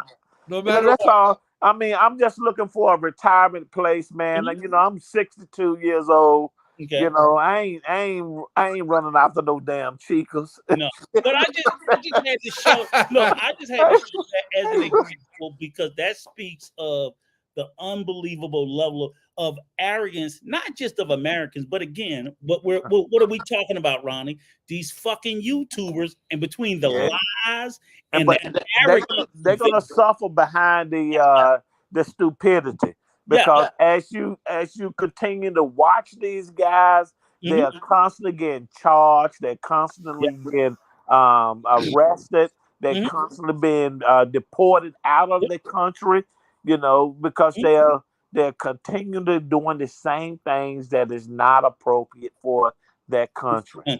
Look, I got one other one I want to show y'all of him. Okay, it's hilarious. I was like, so this motherfucker. This is the last one of him that I'm going to show you. And wait a minute, where it's right here. Fair use, crybaby. I don't know. He I don't know, Austin. He's a little fucking prick. Who is it? Austin. It's another one. Yeah, he's over in Thailand. He's of the Gen Z age, right? I mean, yeah, here it is. It's a whole he's real young. Yeah. Is it related to a warning or what kind of flag it is? Well, nobody's telling me why my passport is flagged. It's just they wouldn't let me get on the plane. They said I needed to ask for a permission slip to enter Nicaragua. Fair use. I understand, but no, sir. I mean, here the embassy doesn't have access to that information because the embassy is not like an immigration authority. So, I mean, it would be better if you can get in touch with Nicaragua as they instructed you to do. So if they're not answering the phone. So how am I supposed to get in touch with them? Y'all have no connection at all? No, sir. Oh. Okay, so he done tore his ass. So I just have to try to keep calling them. They're not answering the phone. Correct. Yes, sir. You need to to keep trying to contact them because we don't have a way to contact you with them. Is it related to a warning or what? Okay, so in this instance, this is him crying to the U.S. Embassy because Nicaragua won't let his black ass in. Right. So he done tore. What happened? He done tore his ass while he was in Nicaragua, and they ain't gonna let his ass come back. He's never been in Nicaragua. Oh, but here's the thing. This is where, again, Ronnie, this is where these fools don't understand with all the bullshit they put online on YouTube. All this has notoriety for what he did in Brazil, which is just so what are you doing in Brazil? Because I don't know. In Brazil, he was promoting sex tourism. Yeah. He got banned from. He's probably banned from several other countries that he hasn't tried to enter yet. Nicaragua was one of the first ones he tried to enter for the first time. And they said, no, nigga, we don't want you. There's nothing he can do about it. And there's nothing the U.S. government can do about it. And you know what? Because countries have a right as to who they let in. And I told people, who has the biggest no entry, no fly list in the world? We do. We do. Oh, yeah. We do. So we barred presidents from presidents of countries. Putin can't come into the U.S. now. No. So if we can bar presidents, you think they can't bar your little old black ass? I mean, I think one thing that it goes back to what we talked about earlier is Americans are horrible Yes. at assimilation. Yeah. And then And they think that the one thing that Americans, Mhm. you know, I think is that we have this incredible entitlement of freedom of speech. Yes, exactly. An incredible freedom of speech To our detriment. but you know what though? That's very much needed, right? I'll never say we Needed do where? not need it here, anywhere. I mean, I think you need freedom of speech anywhere. Mhm. But the reality is that in certain countries, Mhm. your freedom of speech is not welcomed. Yeah, And that's what he. No, you don't have that over there. Yeah, Right? yeah, You don't. I mean, freedom of speech gets you what? Kidnapped. Yes, but and to be honest Right? with you, like it can do all kinds of things. right? But You wind up going to jail or be killed. but here's the problem. Hell yeah. No, but here's Of course, the, Ronnie. Can you want to know the honesty? We got too much fucking freedom of speech here. We do. You can We argue got that. too much. Why don't you argue Listen at the shit that come out of people's mouths here. Why don't you argue that? You know what I'm saying? You know, So, But you know I what? don't even This wanna is see this it over. kid, this 24-year-old kid Mhm. forgetting he's no longer in the United States. They- Right. Yeah. But look, and this is what I wanted to do at because I know we're getting close to the end. I just wanted to, you know, where Ronnie, where like you said and said, we got these content creators, right? But I always do this. Okay, as much as you vet the message, you need to vet the messenger as well. So these are the content creators, and this is the information I know about these content creators. And let me say this to you: who did I get this information about these content creators from? From them. From them. Yeah. From shit that they say out of their mouth. So if I look at Andre on Love Crossing Borders, I see a 50-plus-year-old man that's a 10-year felon. Yeah. And He did say that. He's a 10-year felon, served 10 years incarcerated. Yeah. With a Sure did. 20-year-old Colombian wife in Cali, Colombia for over 6 years, has questionable residency, I don't know, no citizenship, and don't own any fucking property. No. So why would I listen to him for advice about anything? That's him, okay? Because this is just me vetting them based on the shit that I've heard out their mouth. El Guapo, the motherfucker, Beautiful Lies, is a 50-plus-something-year-old Baltimorean who once was crying online about his current wife still communicating with her former boyfriend while in a so-called relationship with Oh, him. Lord. It's questionable about the sincerity of that bullshit. Okay. Austin Holloman is a 24-year-old barber from Dallas area who was banned from Brazil for the promotion of sex tourism, which is illegal in Brazil. He has subsequently been banned from entering into Nicaragua as well, likely due to his promotion of sex tourism abroad. We just saw the crybaby crying about not being. Again, who told me? Austin.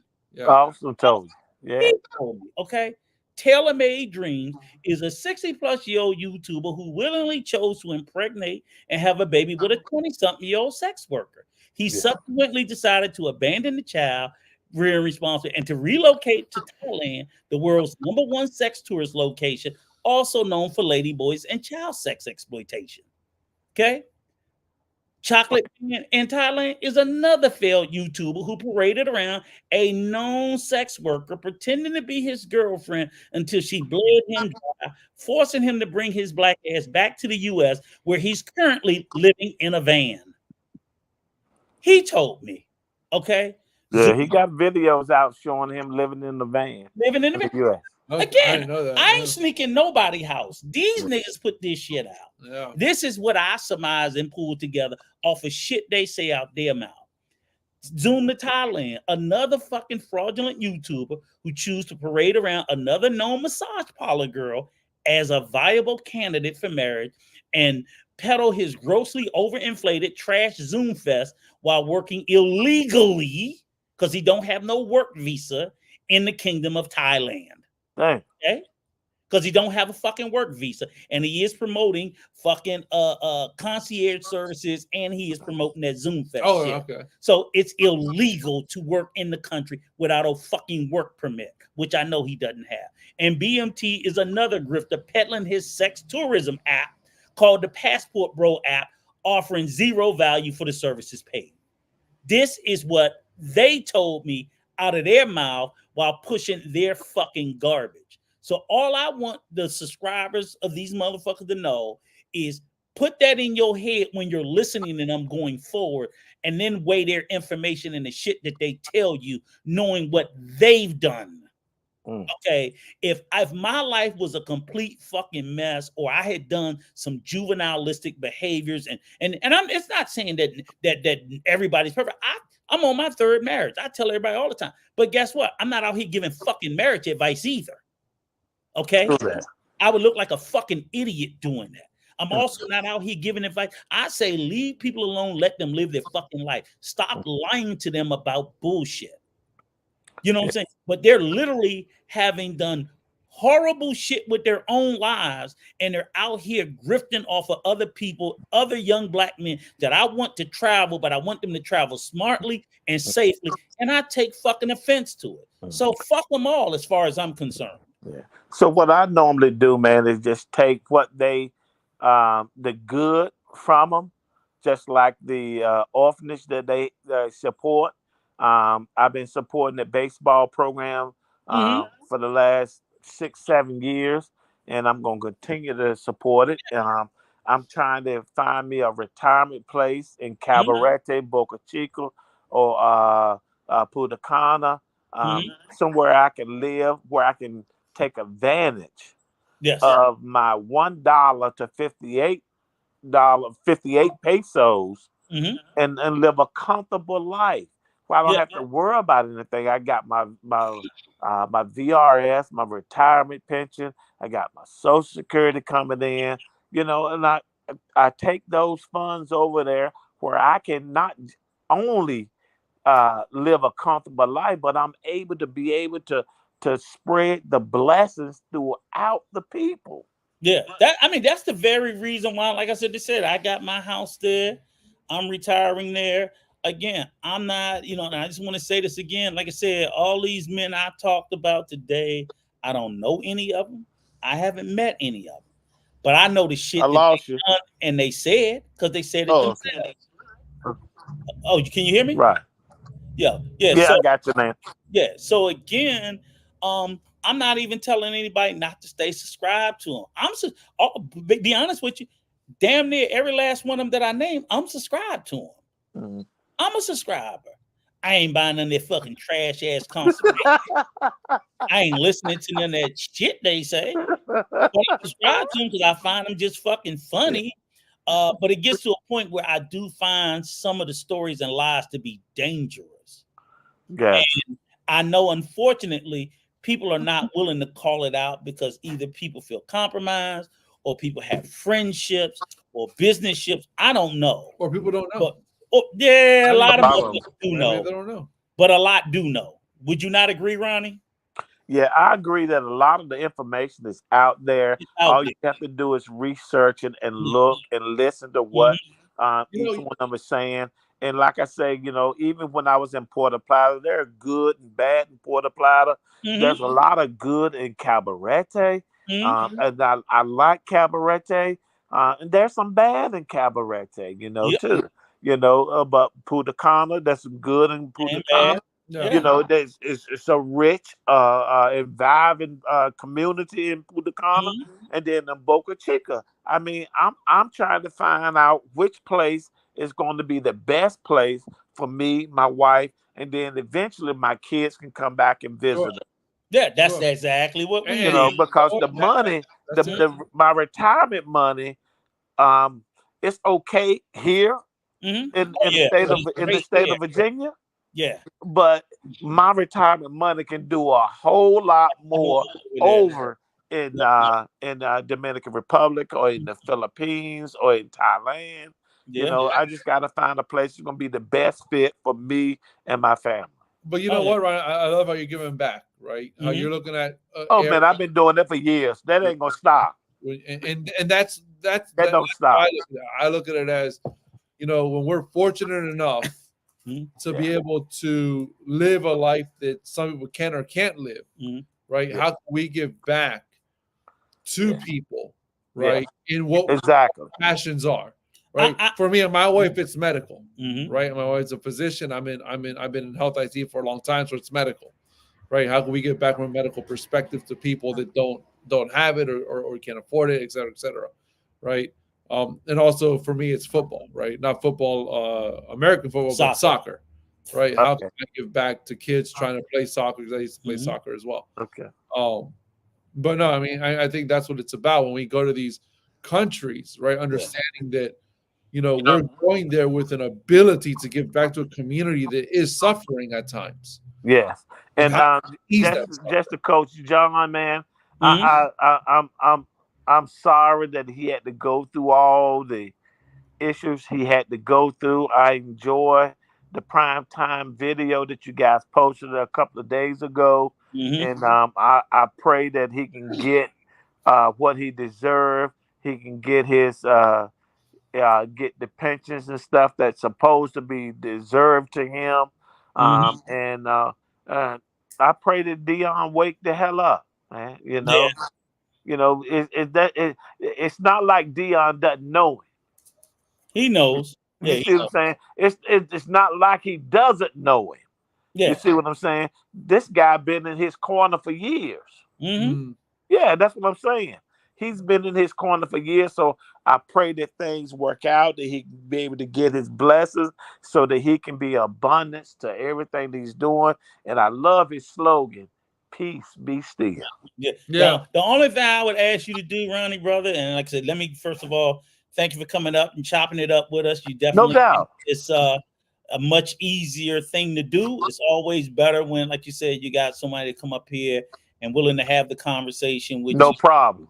It makes me feel more comfortable. It's like I said, this is just my second stream. I'm hoping to get better each time as I go along. Keep it going, man. Keep doing it. But the thing is I wanted to talk about this topic, and even though I won't be talking about this topic no more, whoever get wind of it and their little feelings hurt too fucking bad. But what I also would say is I tell any traveler and all travelers, give wise travel advice, especially when you're talking to young Black men, because again, and the reason why I get mad at the Passport bros, because I try to tell them the shit you do is not in a vacuum, because those stereotypes about Black men, that shit travels. It travels overseas. If you think if you think the stereotypes they have about Black men is bad here in America, it's 10 times worse outside of America, because they only have television. At least here in America, most places people have gotten to know us. Boom, boom, boom. So while they know, oh yes, some of it is true, it doesn't necessarily have to be. When we get off the plane overseas, they automatically thinking we're all athletes, rappers, or gang. You know what? And they just have very little interaction with anything else. So when I see Passport brothers showing their ass on videos on the internet, on women, tearing shit up, not trying to pay, acting a fucking fool, they're compounding an already negative stereotype about us. And that's why I get mad. And I get mad, like I said, about these older cats, because I'm like, y'all fucking know better. And you are feeding into this shit. So I'm not that mad at Austin. I think he's stupid. He's a fucking idiot, but he's young. But the TaylorMade, the Andres, and all the Zooms, all those motherfuckers that's 50 up, fuck you, degenerate pieces of shit. Fuck all you motherfuckers, because you know better. They're trying to get the dollar sign. They're trying to get the money for just doing whatever they do for the content. Right. And that's my thing is, I'm like, you niggas is selling us out for coin. And that's not where I'm from, my tribe. We don't play that selling us out for fucking money. Yeah, true that. You don't need them the real hoes of the space. They the real hoes. That's some whole shit. That you gonna sell your people out for money, and they know. It's not like they don't know. They know what they're doing is wrong. They know what I'm like, you heard the shit that we talk about. I'm like, ain't nobody. I'm like, they don't even believe the shit they saying, but it sells, like you said, Ronnie. It sells to the audience. It does. Today, someone trying to go wherever they are, right? Hey, call me. I'll give you a consultation.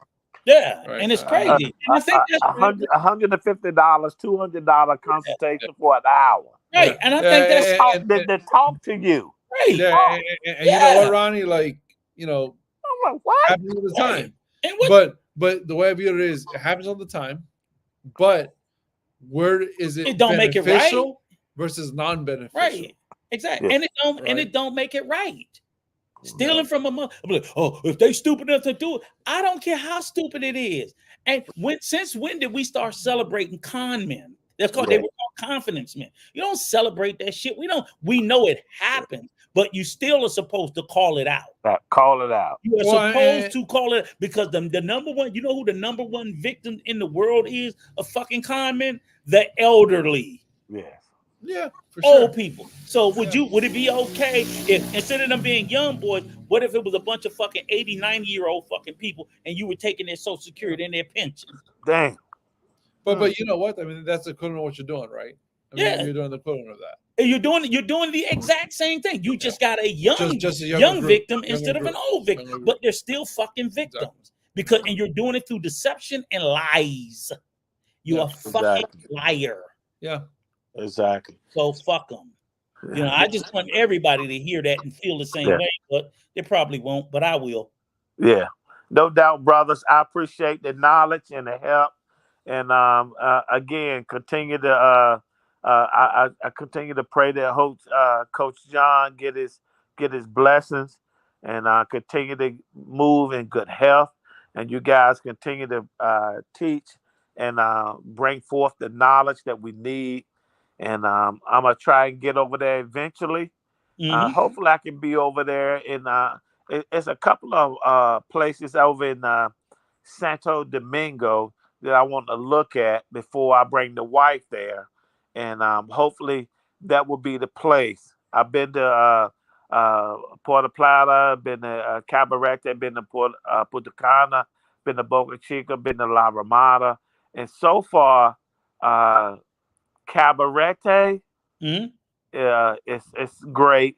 Punta Cana, but it's expensive. Yeah. And so reach out to Coach John. Tell him any areas he can go around, do some surveying for you, do some leg, because he's right there in the area. And he'll he'll have no problem doing it for you. You know, I mean, it'll be on his time, but he can do some of the leg work for you. Reach out to him. He's a great resource for that area. To help you with that, and we'll chop it up again on the next show. Okay, Ronnie? No doubt about it, man. Just post it, and I'll be there. And the closest mall to Boca Chica is Santo Domingo. Yeah, Santo Domingo. But it's not that far. It's not that far at all. Yeah, but that's where all the traffic is up there. Yeah, and that's traffic there. I ain't gonna tell you ain't no traffic. Yeah, my wife loves Richmond. She loves Richmond. You know 95, 495? Huh? You know 95, 495? Like 95. Yeah. Yeah.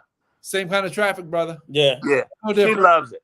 Ain't no all right, well, I'm gonna end this stream because brothers. Thank you, man. I appreciate you allowing me to be on your presence and be in your company. All right, y'all. I love you and I appreciate you coming up, sir. Thank you, friend. All right. Okay, everybody. Let me just end this show because it's getting fucking cold out here and I need to go inside and drink some more. But thankfully, hopefully you learned something on the conversation. I know I probably pissed a few people off because I talked about some of their favorite YouTubers, but y'all know I don't give a shit. So thank you, Mario, for coming out and doing this with me. And we'll see you on the next one in a couple of weeks. Until then, good night from Prime Time for the Truth.